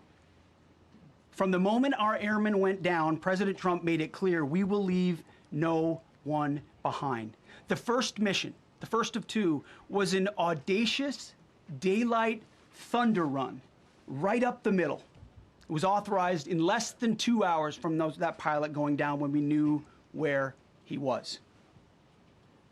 And it was authorized in the middle of the night, because anybody that's worked for this man knows he's up in the middle of the night. Authorized immediately, without hesitation, audaciously. The second mission, as soon as we knew where that pilot was, and John was certainly helpful in that, also executed immediately. You know, I looked up at my screen when the final mission was complete inside our SCIF, our secure facility. And we have a running VTC, a running coordination cell. And the top of it read 45 minutes and 45 hours and 56 minutes. For 45 hours and 56 minutes, we held that call open for coordination. From the moment our pilots went down, our mission was unblinking. The call never dropped, the meeting never stopped, the planning never ceased. The president demanded rapid, decisive action. He backed our military with the full weight of his resolve, refusing to let enemy propaganda or tactical setbacks deter us. His leadership ensured that every lethal and non-lethal resource was brought to bear, that our forces had the authorities and the support they needed to succeed. When the president says he has the backs of our warfighters, he means it. And it means a great deal, and it's a big difference on the battlefield. President Trump understands that peace through strength is not a slogan. It is a doctrine that saves American lives. His unwavering commitment to rebuilding our military and restoring the warrior spirit has paid dividends in missions just like this one. Under his command, America projects power with confidence and brings our people home with victory. And that continues today, by the way. Per the president's direction, today will be the largest volume of strikes since day one of this operation. Tomorrow, even more than today. And then Iran has a choice. Choose wisely, because this president does not play around. You can ask Soleimani, you can ask Maduro, you can ask Khamenei. To those heroes who planned and executed these rescues, your nation stands in awe. I stand in awe. The chairman stands in awe. We all stand in awe of your professionalism and bravery. We serve for you. You embody the very best of America. To the rescued airmen and their families, welcome home. Your courage and endurance, the quiet declaration of faith amid the storm, inspires us all. God is good every day. And to our adversaries watching from Tehran, let this be a clear message. The United States military will go anywhere, at any time, to protect our own and complete the mission. We execute with precision. We control the skies. You see, we flew for 7 hours in daylight over Iran to get the first pilot. And we flew 7 hours in the middle of the night to get the second. And Iran did nothing about it. We fight with honor, and under President Trump's leadership, we win. So God bless our troops, God bless President Trump, and God bless the United States of America. Thank you. Well, good afternoon, everyone. Thank you, Mr. President. Thank you, Mr. Secretary. A note before I start, I know many of you want specific details in these briefings. We will share what we can, but I will retain what I must in the event that we have to go do this again sometime. And I cannot stress the importance, as the President said, around operational security. The Secretary and I will do a more detailed briefing tomorrow morning, and we look forward to sharing the details that we can. On Thursday, 2 April at 10:10 p.m. Eastern Time, 4:40 in the morning, local Iran time, the Joint Personnel Recovery Center, which handles the Central Command area of responsibility, declared an isolated personnel recovery event for a U.S. Air Force F-15E Strike Eagle, call sign Dude 44, which was down in hostile Iranian territory. The pilot and weapons system officer had both safely ejected and were isolated behind enemy lines.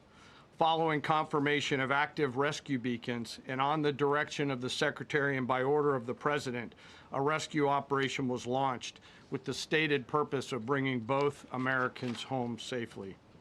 As the Secretary said, several hours later on the morning, after positively locating the front seater, call sign Dude 44 Alpha, and aware of an aggressive ongoing search by the enemy, a U.S. Central Command plan was approved by the Secretary and the President.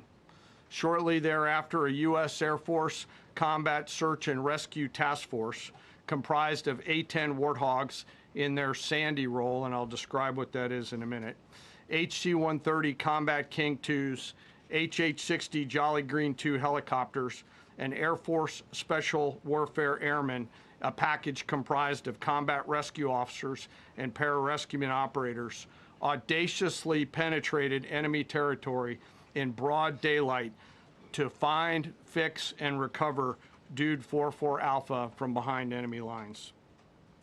This was an incredibly dangerous mission, an incredibly dangerous undertaking, but a filled promise made to every American warfighter that you will not be left behind.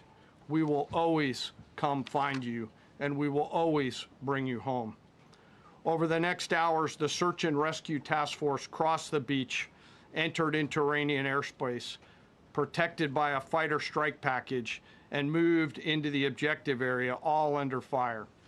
En route, as some of you have seen on social media, the helicopters took gas off the C-130s and pressed onward and forward up into the objective area. While this was ongoing and out in front of them, the Sandy flight of A-10s and other remotely piloted aircraft, drones, and other tactical aircraft were violently suppressing and engaging the enemy in a close-in gunfight to keep them away from the front seater and allow the pickup force to get into the objective area. During this engagement, one of the Sandy aircraft, the one primarily responsible for communicating with the downed pilot, was hit by enemy fire. This pilot continued to fight, continued the mission, and then upon exit, flew his aircraft into another country and determined that the airplane was not landable. This was one of our A-10 Sandy aircraft. The pilot then made the decision to eject over friendly territory and was quickly and safely recovered and is doing fine. After picking up Dude 44 Alpha, the HH-60 Jolly Green fight was engaged by every single person in Iran who had a small arms weapon. And one of the aircraft, the trailing aircraft, took several hits. The crew sustained minor injury, and they are going to be fine. A note for those of you that do not know what a Sandy does. Named after the flight call sign that did this very mission in Vietnam, flying A-1 Sky Raiders and A-7 Corsairs, a Sandy has one mission: get to the survivor, bring the rescue force forward, and put themselves between that survivor on the ground and the enemy.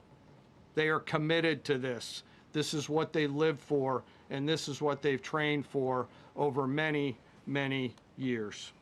The A-10 force and the rescue force did a fantastic job rescuing Dude 44 Alpha. He was recovered Friday afternoon. As I said, and the nation needs to know this, this was an incredibly brave and courageous mission, and a testament to the courage, skill, and tenacity of the joint force and our leaders. And especially a daylight option, having the guts to try, means so much to so many. Meanwhile, the backseater, as the President and the Secretary have said, had continued to work and survive. Through the hours of daylight, Dude 44 Bravo, the backseater, evaded. Using every means available, the efforts of the United States military, the Central Intelligence Agency, and others were attempting to find and locate with precision Dude 44 Bravo, the backseater. A note on the backseater and the front seater. The single most important contributor to a successful rescue operation is the spirit of attack inside the heart of that downed aviator. Their will to survive, their will to evade, their will to recover is everything. In this case, the backseater's absolute commitment to surviving made much of our efforts possible. On Saturday, 4 April, after establishing positive communications with the backseater, we learned, as the President said, that he was injured and actively evading enemy forces. And thanks to our interagency partners, we were able to get eyes on his location and positively ID him. Throughout this entire time, the enemy force continued to search for 44 Bravo, and the joint force continued to strike them over and over and over again. Fighting off marginal weather in Iran and the enemy's search for a second time on Saturday, at the recommendation of the CENTCOM commander and at the approval of the Secretary and the President, we launched a rescue task force to recover Dude 44 Bravo. Again, this came to the President and the Secretary for approval, this time with a much larger force package based on the time that the enemy had to prepare to find 44 Bravo. Again, this force was protected by A-10 Warthogs using the Sandy call sign. And this force had one single mission: do everything they can to bring an American home. This meant having a plan, being prepared to execute that plan, and more importantly, being prepared for multiple simultaneous contingencies. And because of this force's professionalism, grit, and determination, fight off two enemies at the same time. The enemy searching for 4-4 Bravo and contingencies, which anyone who has done these types of missions knows we run into every single time. The force fought off both of those enemies incredibly well. During the period of darkness on Saturday, and as the Secretary said, into Easter Sunday and into the daylight, the force fought its way in and rescued Dude 4-4 Bravo. They were protected overhead by an air armada, including tactical drones, strike aircraft, and others. The force fought through multiple simultaneous contingencies, something no other nation, no other military can do, and safely returned Dude 4-4 Bravo, the backseater, home, and all other Americans home as well. At midnight 12 local Eastern time, Easter Sunday, more than 50 hours after the start of this operation, the Joint Personnel Recovery Center declared Dude 4-4 Bravo, both the front and backseater, returned to friendly territory. The courage demonstrated by both the pilot and the weapons system officer while isolated and them invading the enemy cannot be overstated. Their grit and warfighting tenacity is a direct result of the absolute trust they have in our rescue forces, their training, and their will to survive and return. They always knew that we would be ordered to go get them, and they always knew that we would be coming to get them. These two operations reflect our nation's most sacred obligation to our military service members. We leave no one behind, bless you. It also perfectly captures the first truth of our special operations forces, that people are more important than hardware. That is the standard we live by, and the rescue forces that execute these missions operate under a clear motto: these things we do that others may live. Their actions were a direct embodiment of that commitment to others, and I could not be more proud of each and every one of them today. As the Secretary said to our enemies, this operation serves as a clear reminder of the capability and will of America's joint force. The United States of America will recover our warfighters anywhere in the world, under any conditions, when we want to. We will always bring overwhelming skill and firepower. To every member of the joint force, our interagency partners, the leadership at CENTCOM, and our leaders at the department and above, thank you. I'm proud of each and every one of you and thankful to our deployed forces and their families. And lastly, and most importantly, to Dude 4-4, welcome home. Job well done. Thank you.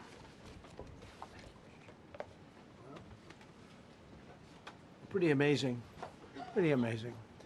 And these two gentlemen have been, from day one, they've been perfecto. You know, I got to know General Kane in my first term because he was able to take out ISIS in 4 weeks instead of the 4-year projection that was given to me by other much lesser generals. And I said, you know, if I ever do this again, that's going to be the head of my Joint Chiefs of Staff. And we worked it that way, didn't we? It's amazing. He took out ISIS. We defeated ISIS in 4 weeks. I was told it would take 4 years. I flew to Iraq to find out with the greatest equipment in the world, why would it take 4 years? And he told me, sir, it won't. It'll take 4 weeks and you'll have time left over. And that's exactly what happened. So he's great. And Pete, all I can say is that he was treated very unfairly. And now those same people that treated him unfairly, that fought against him, they called me up saying, what a great choice he was. They said, well, what happened during his nomination? What happened to you? I'm telling you, people that were not for him, senators, friends of mine, sir, I don't think you're doing the right thing. Now they're calling me up. What a choice. These two guys are fantastic. And John Ratcliffe was incredible. I was actually there genius that called us from, he was 40 miles away, and he said, you know, we're seeing something moving up in the mountain. This is at night. And they kept the camera on him for 45 minutes. He wasn't moving, and they said, you know, probably wrong, but we're seeing something moving. This is a vast mountain, vast, thick, with bushes, trees. He said, we see something moving 40 miles away. It was the head of a human being, I'm telling you, it's moving. And then all of a sudden, 45 minutes later, he moved a lot. Stood up, and they said, we have him. And that was really the beginning of something incredible. We had an idea where he was, but not specifically, and it's a big mountain. So I want to thank the CIA, too. I don't think they get enough credit for the great job they've done. Yes, please. Thank you very much, Mr. President, for this great opportunity. Country it has super army. You make a difference, Mr. President. Thank you for your greatest leadership. Thank you. I have two quick questions, Mr. President. What was your reaction when you learned that Kurdistan region had resumed exporting oil to the international market with your support as United States of America? Well, I expected that. We've gotten along with the Kurds for a long time, so I expected that. Another question, what would be your reaction if the Iranian people rise up against their regime during a ceasefire, Mr. President? Well, they should do it, but again, the consequences are great. I mean, they were told, if you protest, you will be shot immediately. You saw what happened to the young wrestler. He was a great champion, by the way. He was a great wrestler, one of the top in the world. And he and his two friends were hung. And all they did was say a little bit about liberty. They wanted liberty, and they were violently executed. But the number is up to probably 45,000 people were killed. So, you know, when somebody stays in a house, when they know if they walk out of the house to protest, they'll be immediately shot and killed. And they issued that, you know, that was publicly issued. It's not a secret. That's why so many people say, oh, well, why are you doing this way? We can't let Iran have a nuclear weapon. You know, we got regime change, we do. We're dealing with a much different regime than before. We're dealing with different people. They're smarter. I think they're sharper and far less radical. We have regime change, but we didn't do this for regime change. We did it for the fact, and my view was very simple. I saw somebody said, oh, he doesn't have a plan. I have the best plan of all, but I'm not going to tell you what my plan is. You know, they want me to say, here's my plan. We're going to attack at 9:47 in the morning, and then we're going to do this, and then we're going to... And if you don't do that, they say, I have a plan. These people know what the plan is. Everybody here knows what the plan is. But it's very unfair to say, we don't, because I don't mind being insulted. I've been insulted for many years by the fake news. But you can't... It's so bad for people that are so pro... You just saw two great, and John Ratcliffe, three unbelievable people. They have a plan. Every single thing has been thought out by all of us. But I can't reveal the plan to the media. So, you know, but we're just thrilled by the success of this operation. Yes, please. Thank you, Mr. President. You've said Iranians would be mad if you stopped these attacks, but why would they want you to blow up their infrastructure, to cut off their power? Wouldn't that be punishing Iranians for the actions of the regime? They would be willing to, and it's suffering, they would be willing to suffer that in order to have freedom. The Iranians have, and we've had numerous intercepts. Please keep bombing. Bombs that are dropping near their homes. Please keep bombing. Do it. And these are people that are living where the bombs are exploding. And when we leave and we're not hitting those areas, they're saying, please come back, come back, come back. These are the people. I don't know what they do. All I can tell you is they want freedom.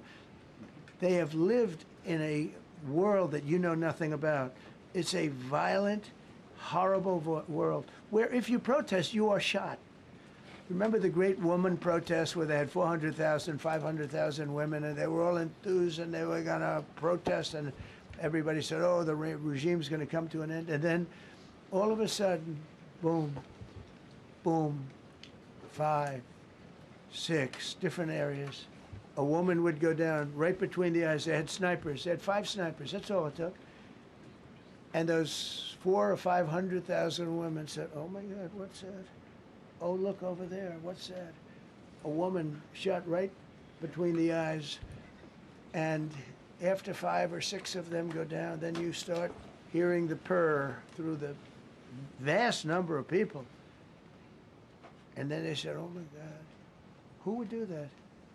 And they're incredible people, but they've lived so horribly. They've lived so horribly. You know, Iran was a great country if you go back 25 years ago or so. The Persian people, they're incredible, smart, brilliant, actually. And I know so many. I know coming from New York, originally, I know so many people from Iran. They're incredible people, incredible energy, and very, very brilliant people. But when you're standing in a group and protesting and you have a woman, in the case of the woman, remember the Great Woman March, everybody was saying, "Oh, this is the end of the country."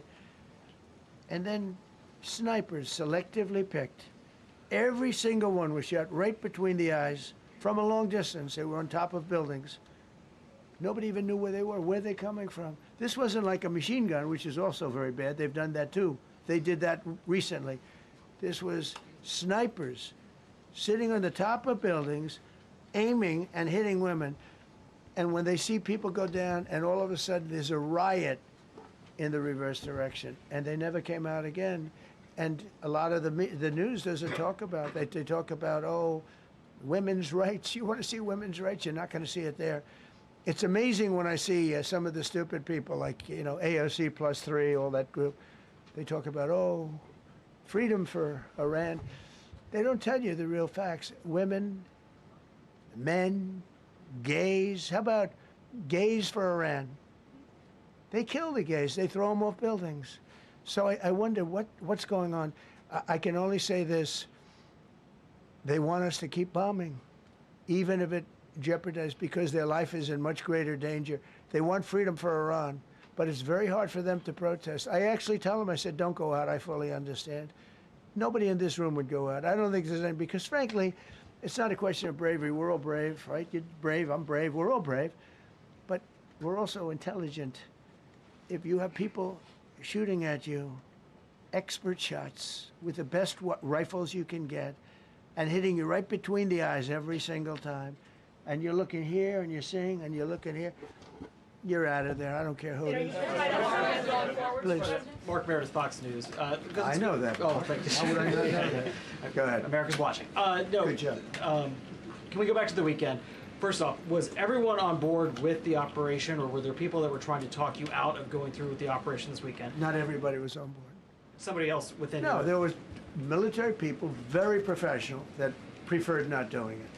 These two were totally on board, which was very important. They weren't, it would have had a little difficulty.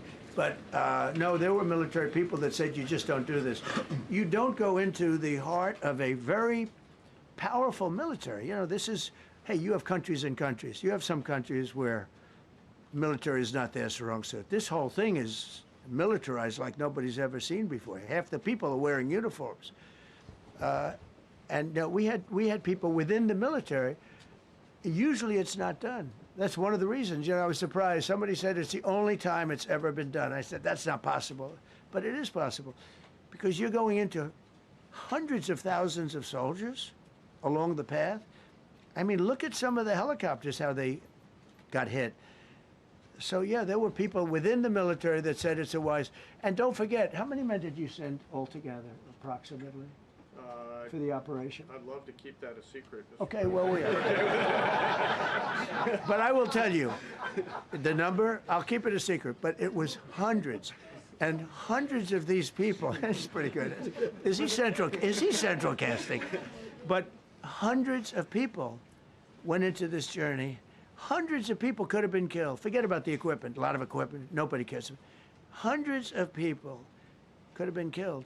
So we had people that were within the military that said this is not a wise, and I understood that, but I decided to do it.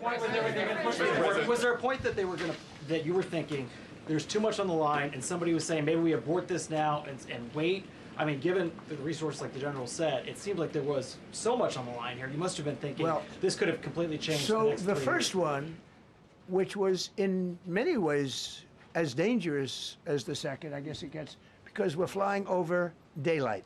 You know, we're the best at the world at night. We have goggles that nobody, we have goggles, I've tried them, they're unbelievable.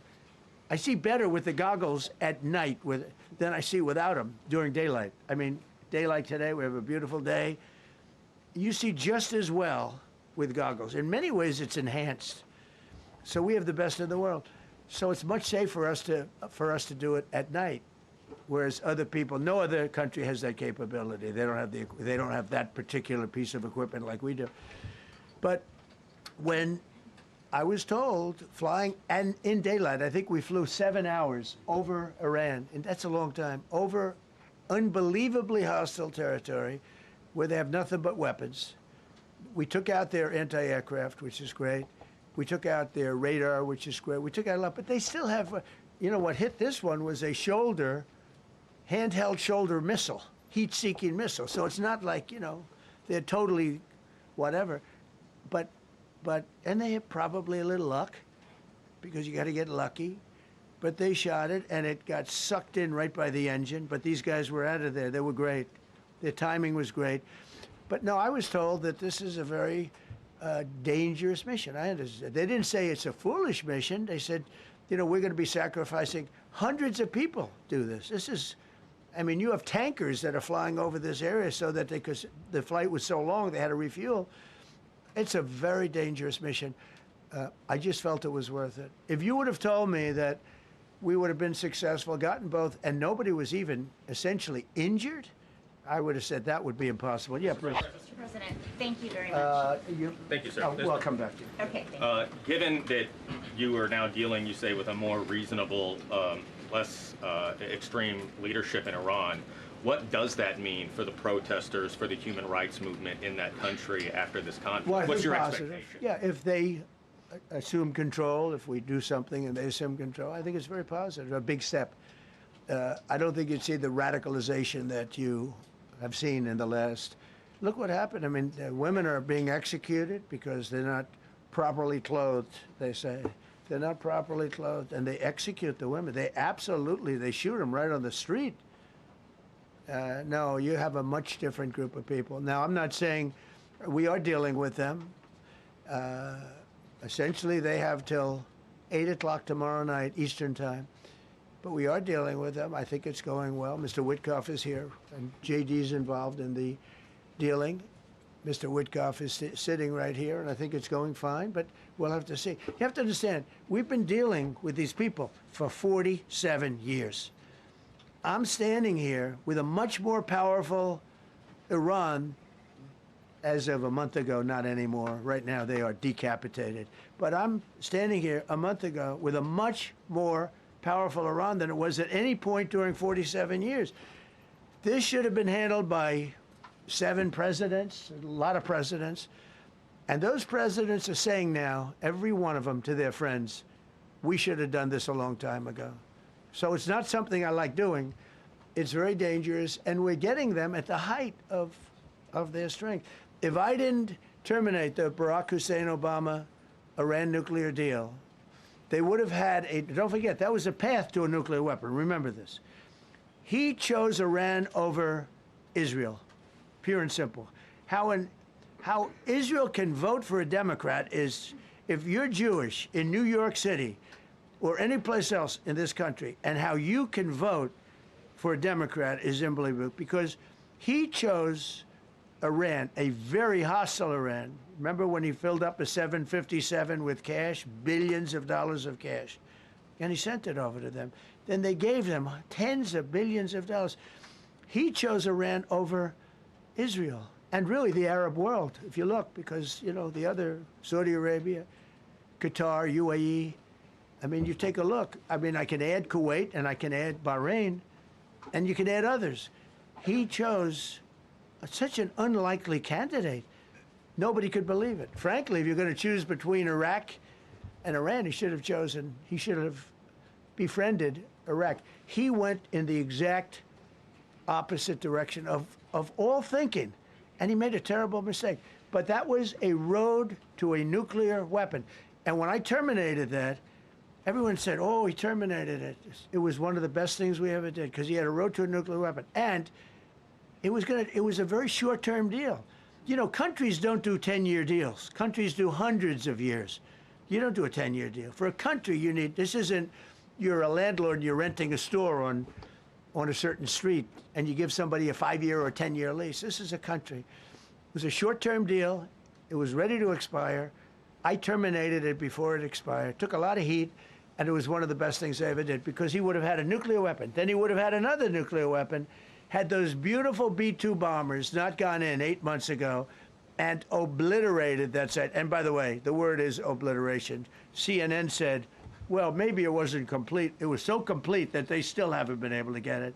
It was obliteration. But if we didn't hit them, that was a courageous decision, too, because we had all those planes flying in at night with very little cover, unbelievable stealth planes, and they were able to do their job. If we didn't do that, Iran would have had a nuclear weapon at a high level, either one of those two instances. And if they did, in my opinion, I told this to Bibi Netanyahu yesterday, Israel would have been extinguished. Large portions of the Middle East would have been extinguished, whether it's Saudi Arabia, Qatar, UAE, or others. And you saw that with thousands of missiles raining down upon them. They didn't think they were going to be hit. They thought they'd be watching us fight. And all of a sudden, UAE got hit by 1,500 missiles. He would have taken them out also. And they were powerful. If I didn't come along and terminate the Obama deal, which was terrible, the Iran nuclear deal was a road to a nuclear weapon, a big one, unlimited, legally. I terminated it without even much thought. It was so easy. I terminated that, and then the B-2 bombers. And I did one other thing. I had killed Qasem Soleimani, who was an evil genius. And the reason I did it, I heard he was going to knock out 5 of our military bases. And had he lived, I believe we would be fighting perhaps a different Iran right now, because he's never been replaced, you know. And I did one other, but this one was not picked up. Osama bin Laden. If you read my book, I said you got to take him out 1 year before the World Trade Center came down. So I wish you'd read the book. But you, as a president, to be a good president, I believe you have to have good instincts. And a lot of this is instinct. Yeah, please. Thank you so much for taking my question, Mr. President. Mr. President, last week you suggested that Europe should take the lead on reopening the Strait of Hormuz. Has circumstances changed now that you're issuing a direct 48-hour ultimatum? And secondly, would a new ceasefire include Israel, or would it just be between Iran and the US? I can't talk about ceasefire, but I can tell you that we have an active, willing participant on the other side. They would like to be able to make a deal. I can't say any more than that. But they're like Mr. President, you've listed the goals. Excuse me. Please, go ahead. You've listed the goals. Mr. President. Who are you with? Who are you with? My name is Dia Kurd. I'm with the largest Kurdish media outlet, Ruda Media Network. It's based in Iran. Go ahead. Mr. President, you said before that you don't want the Kurdish forces to enter Iran and be harmed. Do you still want them to stay away? Or what role do you expect them to play now? I'd rather have them stay away. And then, I'd rather have them stay away because I think they bring with them some problems and some difficulties. And I don't think they bring death, I mean, you know, to themselves. But I'd rather have them stay away. Go ahead. Thank you, Mr. President, for the question. Deliberate attacks on civilian infrastructure violate the Geneva Convention and international law. Who are you with? Zolan from the New York Times. Are you failing? Are you concerned? Circulation way down at the New York Times. Are you concerned that your threat to bomb power plants and bridges amount to war crimes? No, not at all. No, I'm not. I hope I don't have to do it. But again, I just said 47 years they've been negotiating with these people. They're great negotiators, and because they're not going to have a nuclear weapon. And if somebody that takes my place someday is weak and ineffective, which possibly that will happen because we had numerous presidents that were weak, ineffective, and afraid of Iran. We're never going to let Iran have a nuclear weapon. And if you think it's okay for people that are sick of mind, that are tough, smart, and sick, really sick, from a policy standpoint, from a standpoint, any which way you want to say, mentally, these are disturbed people. If you think I'm going to allow them, and powerful and rich, to have a nuclear weapon, you can tell your friends at the New York Times, not going to happen. It means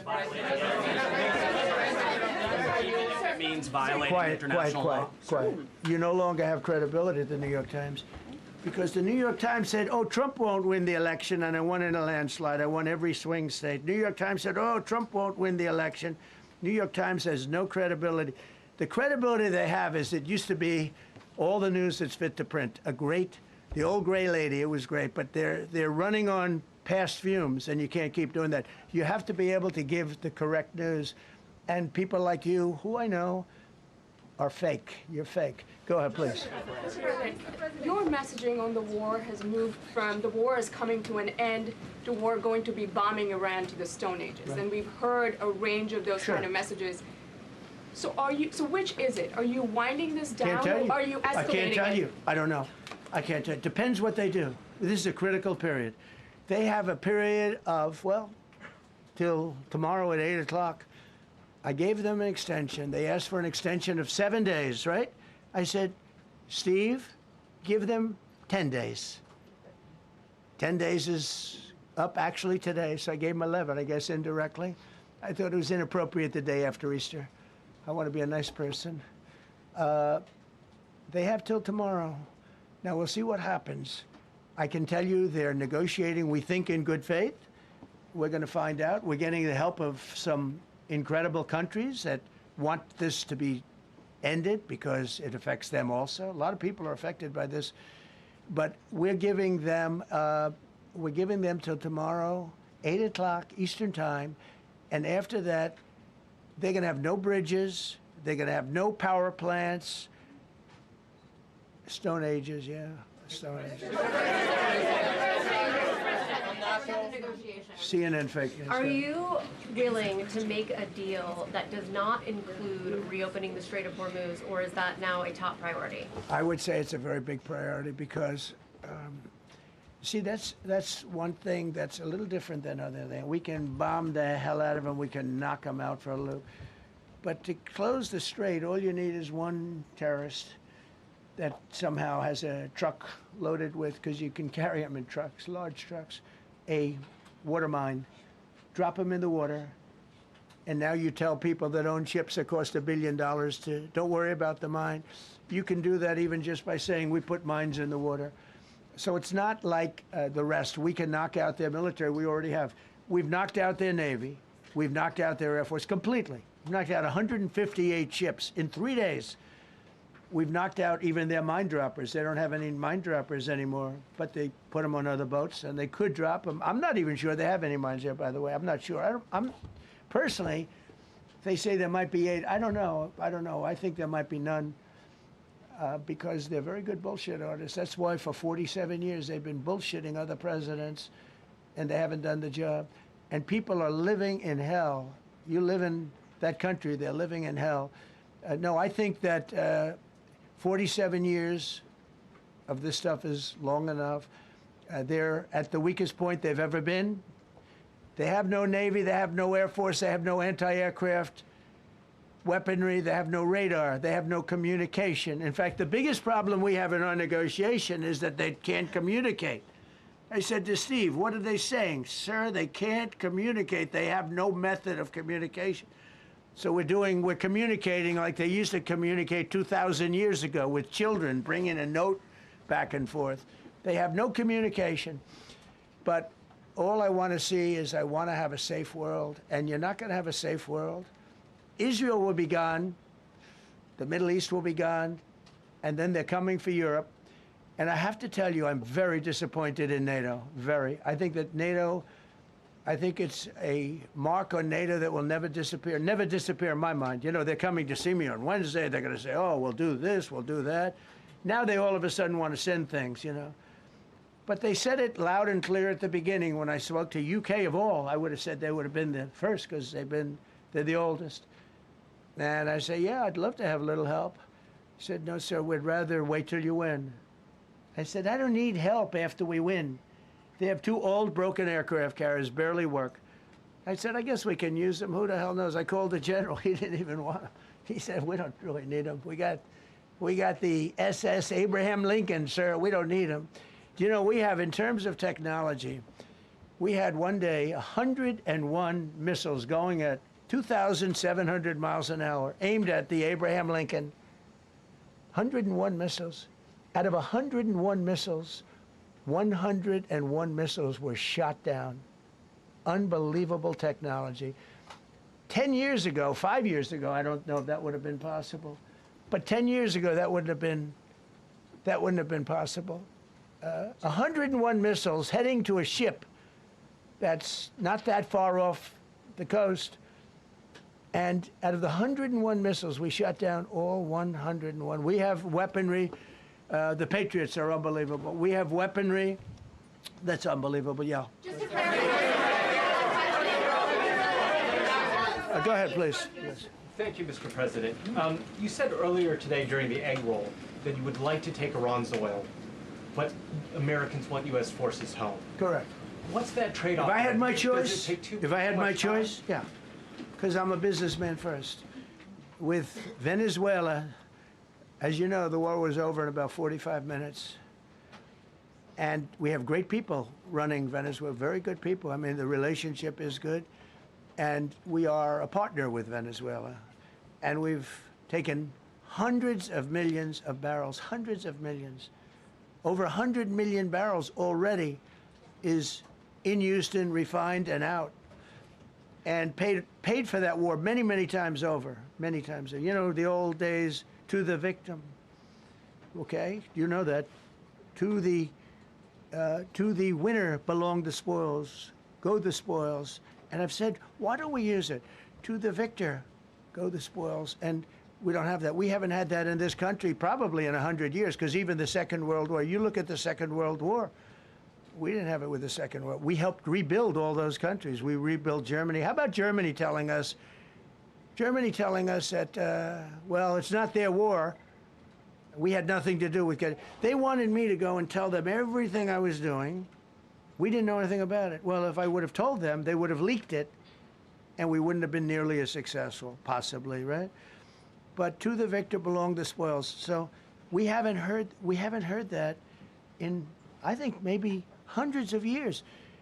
Now with Venezuela, and we, just so you understand, the people of Venezuela, they say if I ran for president of Venezuela, I'm polling higher than anybody has ever polled in Venezuela. So after I'm finished with this, I can go to Venezuela. I will quickly learn Spanish. It won't take too long. I'm good at language. And I will go to Venezuela. I'm going to run for president. But we're very happy with the president-elect that we have right now, the people that are running it. If you remember Bush with Iraq, they fired the generals, they fired the police, they fired the people that worked in their equivalent of the White House. They fired everybody. And you know what they had? They had a mess. And you know what happened? ISIS formed. Those generals and those soldiers got together, the police got together, they all got together, they formed ISIS. Not going to happen with us. So Venezuela has been an incredible situation. We went in, we were very successful, military power like nobody's ever seen. The general, Venezuelan general said, I was on that site. I said, I've never seen ferocity like that. I've been doing this for 40 years. He said, I've never seen it. They hit us from 17 different, they were all set. They saw that big, beautiful aircraft carrier, the Ford in that case, and planes were pouring off it at 1 o'clock in the morning. So typically when you see that late at night, you know, you could be in trouble, right? And we were all ready. They had their equipment, it was Russian, and they had Chinese equipment. It was all set. They were going to give us a fight. He said, and then they came, and they came at speeds like we've never seen. And they came at 17 different angles. The general and his people, that was a lot of angles. They hit him from every angle. He said, we knew it was over in 3 minutes. We were waiting for them. Their equipment didn't work, and there's a reason it didn't work. Someday we'll explain that to people. They pressed the button, nothing happened. They pressed it again and again, nothing happened. And he said, we knew this whole thing was over in 3 minutes. We've never seen any, he used the word ferocity. The ferocity of these planes from 17 different angles, and it was over. They went inside, and remember, that was on a military base with thousands of soldiers. And those soldiers looked and they said, get the hell out of here. Thousands, we didn't have thousands, we had like 200 people. So we have a great military, and I'll tell you what, somehow this rescue captured the world's attention, more so than normally. You're talking about 2 people, but this rescue captured the world's attention. But we did it in Venezuela, that was amazing, and now we have a very bad man in prison and going to trial. I mean, he released, aside from the drugs, which he was terrible, Maduro released hundreds of thousands of people from jails into our country. Drug dealers, murderers, the worst people in the world were released into our country because we had a stupid president who probably didn't know, and we had a border czar who never went to the border and never once called our great Border Patrol agents, right? Not once, Kamala. She never called the Border Patrol. She never said, how are we doing? I used to call the Border Patrol guys every day. You can ask them, Paul, ask any one of them. Brandon, ask them all the time, how are we doing? How are we doing? And we now, I'm proud to say, have a totally sealed border. 9 months, nobody is coming through our border. And nobody even tries because they know they're not going to get through. So we don't have caravans anymore. So maybe 1 or 2 more and we'll be done. Mr. President, are you allowed to, or are you willing to end this conflict with Iran charging tolls for passage through the strait? Us charging tolls? Iran. What about us charging tolls? Is that something you're considering? I'd rather do that than let them have them, right? Why shouldn't we? We're the winner. We won, okay? They are militarily defeated. The only thing they have is the psychology of, oh, we're going to drop a couple of mines in the water, all right? No, I mean, we have a concept where we'll charge tolls, okay? I thought you meant us. Your question would have been more accurate if you said us. Go ahead. Thank you very much. So just to clarify, in order for Iran to successfully meet your deadline tomorrow, do they have to make a deal, open the strait, or both? We have to have a deal that's acceptable to me. And part of that deal is going to be, we want free traffic of oil and everything else. Mr. President, thank you very much. You've said glory be to God in this conflict. Do you believe that God supports the United States' actions in this war? I do, because And God is good. Because God is good, and God wants to see people taken care of. God doesn't like what's happening. I don't like what's happening. Everyone says, I don't enjoy this. I don't enjoy it. These 2 guys don't enjoy it. You know, people say, oh boy, they're so tough. I don't like seeing people killed. I've ended 8 wars. Nobody's ever done it. The person who won the Nobel Prize came to me and said, you deserve the Nobel Prize. She announced that. When they announced, they said, goes to Maria. She's a great person, really a good person. She said, no, no, no. This is ridiculous. They gave me the Nobel Prize. President Trump ended 8 wars. I could go over every one of them, including India and Pakistan, where the Prime Minister of Pakistan said, President Trump saved from 30 to 50 million lives. That makes me much happier than what we're doing right now. That makes me much happier. We have 1 more to end, by the way. President, you called yesterday in your Truth Social, you called the Iranians crazy bastards. True. What is your response to critics who say that I don't care about critics. What is your response to critics who say that it is your mental health that should perhaps be examined as this war continues? I haven't heard that. But if that's the case, you're going to have more people like me, because our country was being ripped off on trade, on everything, for many years until I came along. So if that's the case, you're going to have more people. Dasha, go ahead. Dasha, go. You said that very little is off limits in Iran as far as targeting, Yeah. including power plants, bridges, you've mentioned those. Very little is off limits. Are there certain kinds of civilian targets, though? I'm thinking schools I don't want or to tell you hospitals that. you I don't want to say tell is you off- that. We have a plan because of the power of our military. where every bridge in Iran will be decimated by 12 o'clock tomorrow night, where every power plant in Iran will be out of business, burning, exploding, and never to be used again. I mean, complete demolition by 12 o'clock. And it'll happen over a period of 4 hours if we wanted to. We don't want that to happen. We may even get involved with helping them rebuild their nation. And you know what? If that's the case, the last thing we want to do is start with power plants, which are among the most expensive things, and bridges. You saw the bridge. The bridge went. We were very close to a deal. And then I got a call from Mr. Witkoff, Mr. Kushner, and JD saying, I think they're breaking the deal. I said, tell them that's okay. Don't worry about it. But tell them to look out their window and watch. And within 45 minutes, I gave the order to knock out the biggest bridge. I gave the order, knock out the biggest bridge in, I believe, the Middle East, but the biggest bridge in Iran. And within 10 minutes after I gave that order, that bridge was over. So do I want to do that? No. Do I want to destroy their infrastructure? No. It will take them 100 years to rebuild. Right now, if we left today, it would take them 20 years to rebuild their country, and it would never be as good as it was. And the only way they're going to be able to rebuild their country is to utilize the genius of the United States of America. Mr. President, on NATO, you voiced your displeasure with NATO in the past. Is there a danger to the U.S. not being the de facto of the leader of the alliance, and then other powers within the alliance then getting the decision-making when it comes to wars and nuclear weapons? No, it's not a danger. NATO's, look, we went to NATO. I didn't ask very strongly. I just said, hey, if you want to help, great. No, no, no, we will not help. I said, that's all right. You don't want to help? Because I've always said NATO's a paper tiger. See, NATO's a paper tiger. Putin's not afraid of NATO. Putin's afraid of us, very afraid of us. And he's explained it to me a lot of times. I got to know him very well. I know him very well. NATO's a paper tiger. NATO is us. And when we needed them, we didn't need them, by the way. We didn't need them, obviously, because they haven't helped at all. Just the opposite. They've actually gone out of their way not to help. They didn't even want to give us landing strips.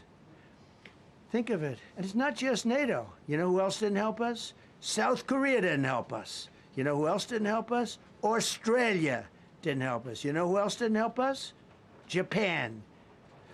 We've got 50,000 soldiers in Japan to protect them from North Korea. We have 45,000 soldiers in South Korea to protect us from Kim Jong-un, who I get along with very well, as you know. Do you notice he said very nice things about me? He used to call Joe Biden a mentally retarded person, okay? So don't tell me about your stuff.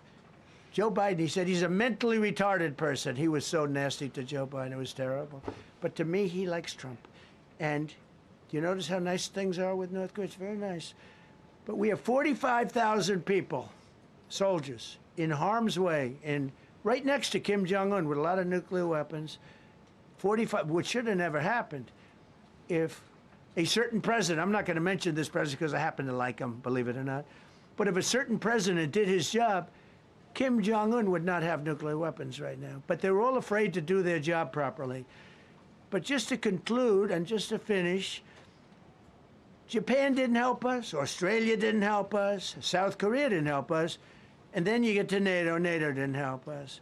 There were some countries that did. Now, countries that have been good, now you could also say they're got to be a little bit more involved because they're in the territory, but Saudi Arabia has been excellent, Qatar has been excellent, UAE has been excellent, Bahrain, Kuwait. I mean, Kuwait did shoot down 3 of our planes.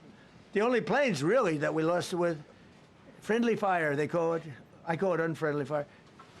They unfortunately didn't know how to use our great Patriots.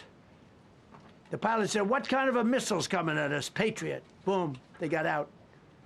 Because they know a Patriot never misses. So they had beautiful Patriots. There were planes heading in their direction.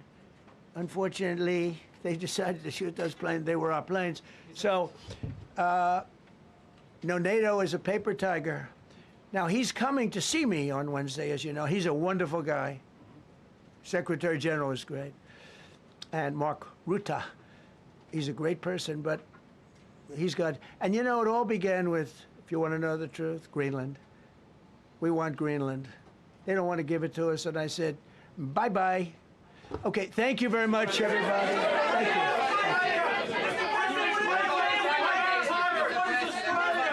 What about rising gas prices for Americans who are concerned? General King, how are you?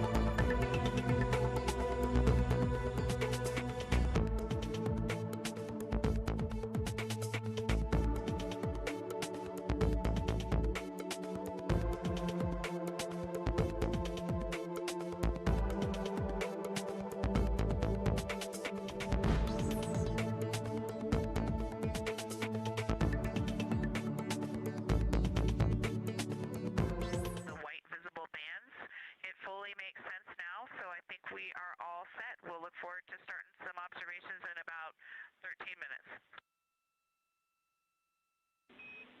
Copy. Thanks, Christina.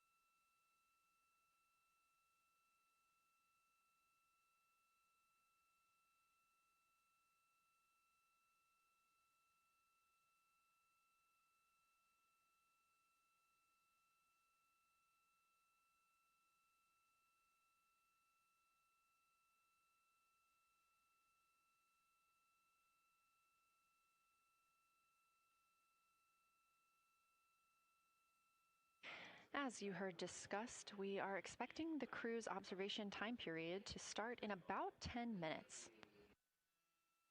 First, they'll be conducting a warm-up, warming up to their science observations of the moon. They'll be discussing with each other, helping each other orient using the major landmarks that they've studied, asking what is familiar. If we roll left, port 5 degrees, that would get the moon closer to the left side of window 2.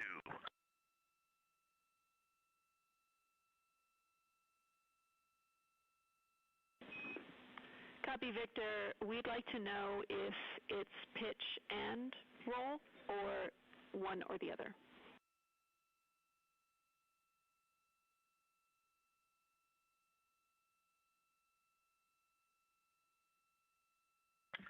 Jenny, we actually thought you already put the pitch in. Had the pitch been put in already? No, we need a little while longer to talk about it.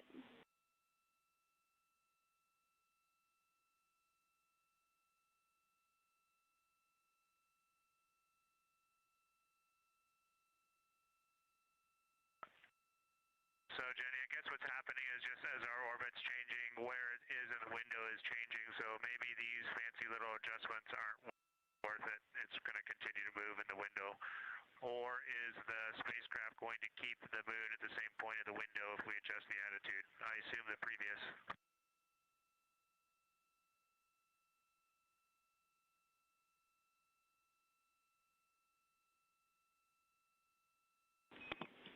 Right now, we are pointing the center of the window to the center of the moon with 2 degrees of deadband.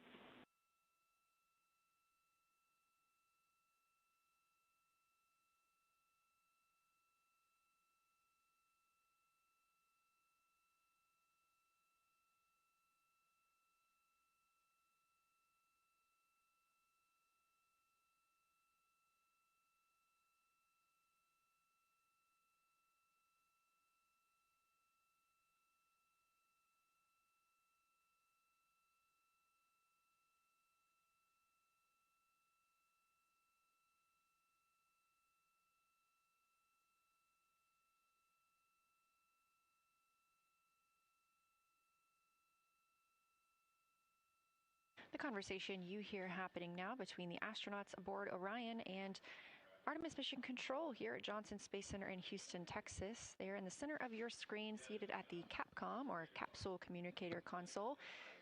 That's Jenny Gibbons, Canadian Space Agency astronaut and Artemis II backup. She was also the lead Capcom for Expedition 63 aboard the International Space Station.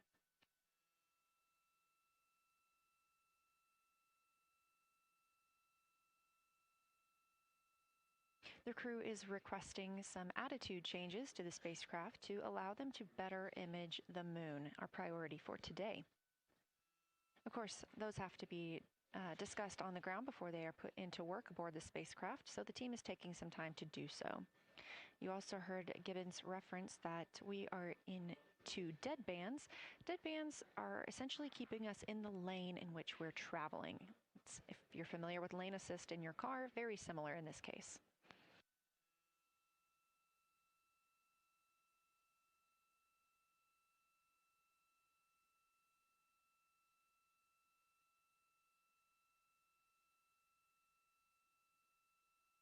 We are now 10,870 miles away from the moon, traveling 1,066 miles per hour and 249,390 miles away from Earth. Again, we recently surpassed the Apollo 13 distance record of farthest humans have ever traveled. And upon calling down some words during that milestone, Canadian Space Agency astronaut Jeremy Hansen noting that he hopes that this record that they are setting today is soon broken by future explorers.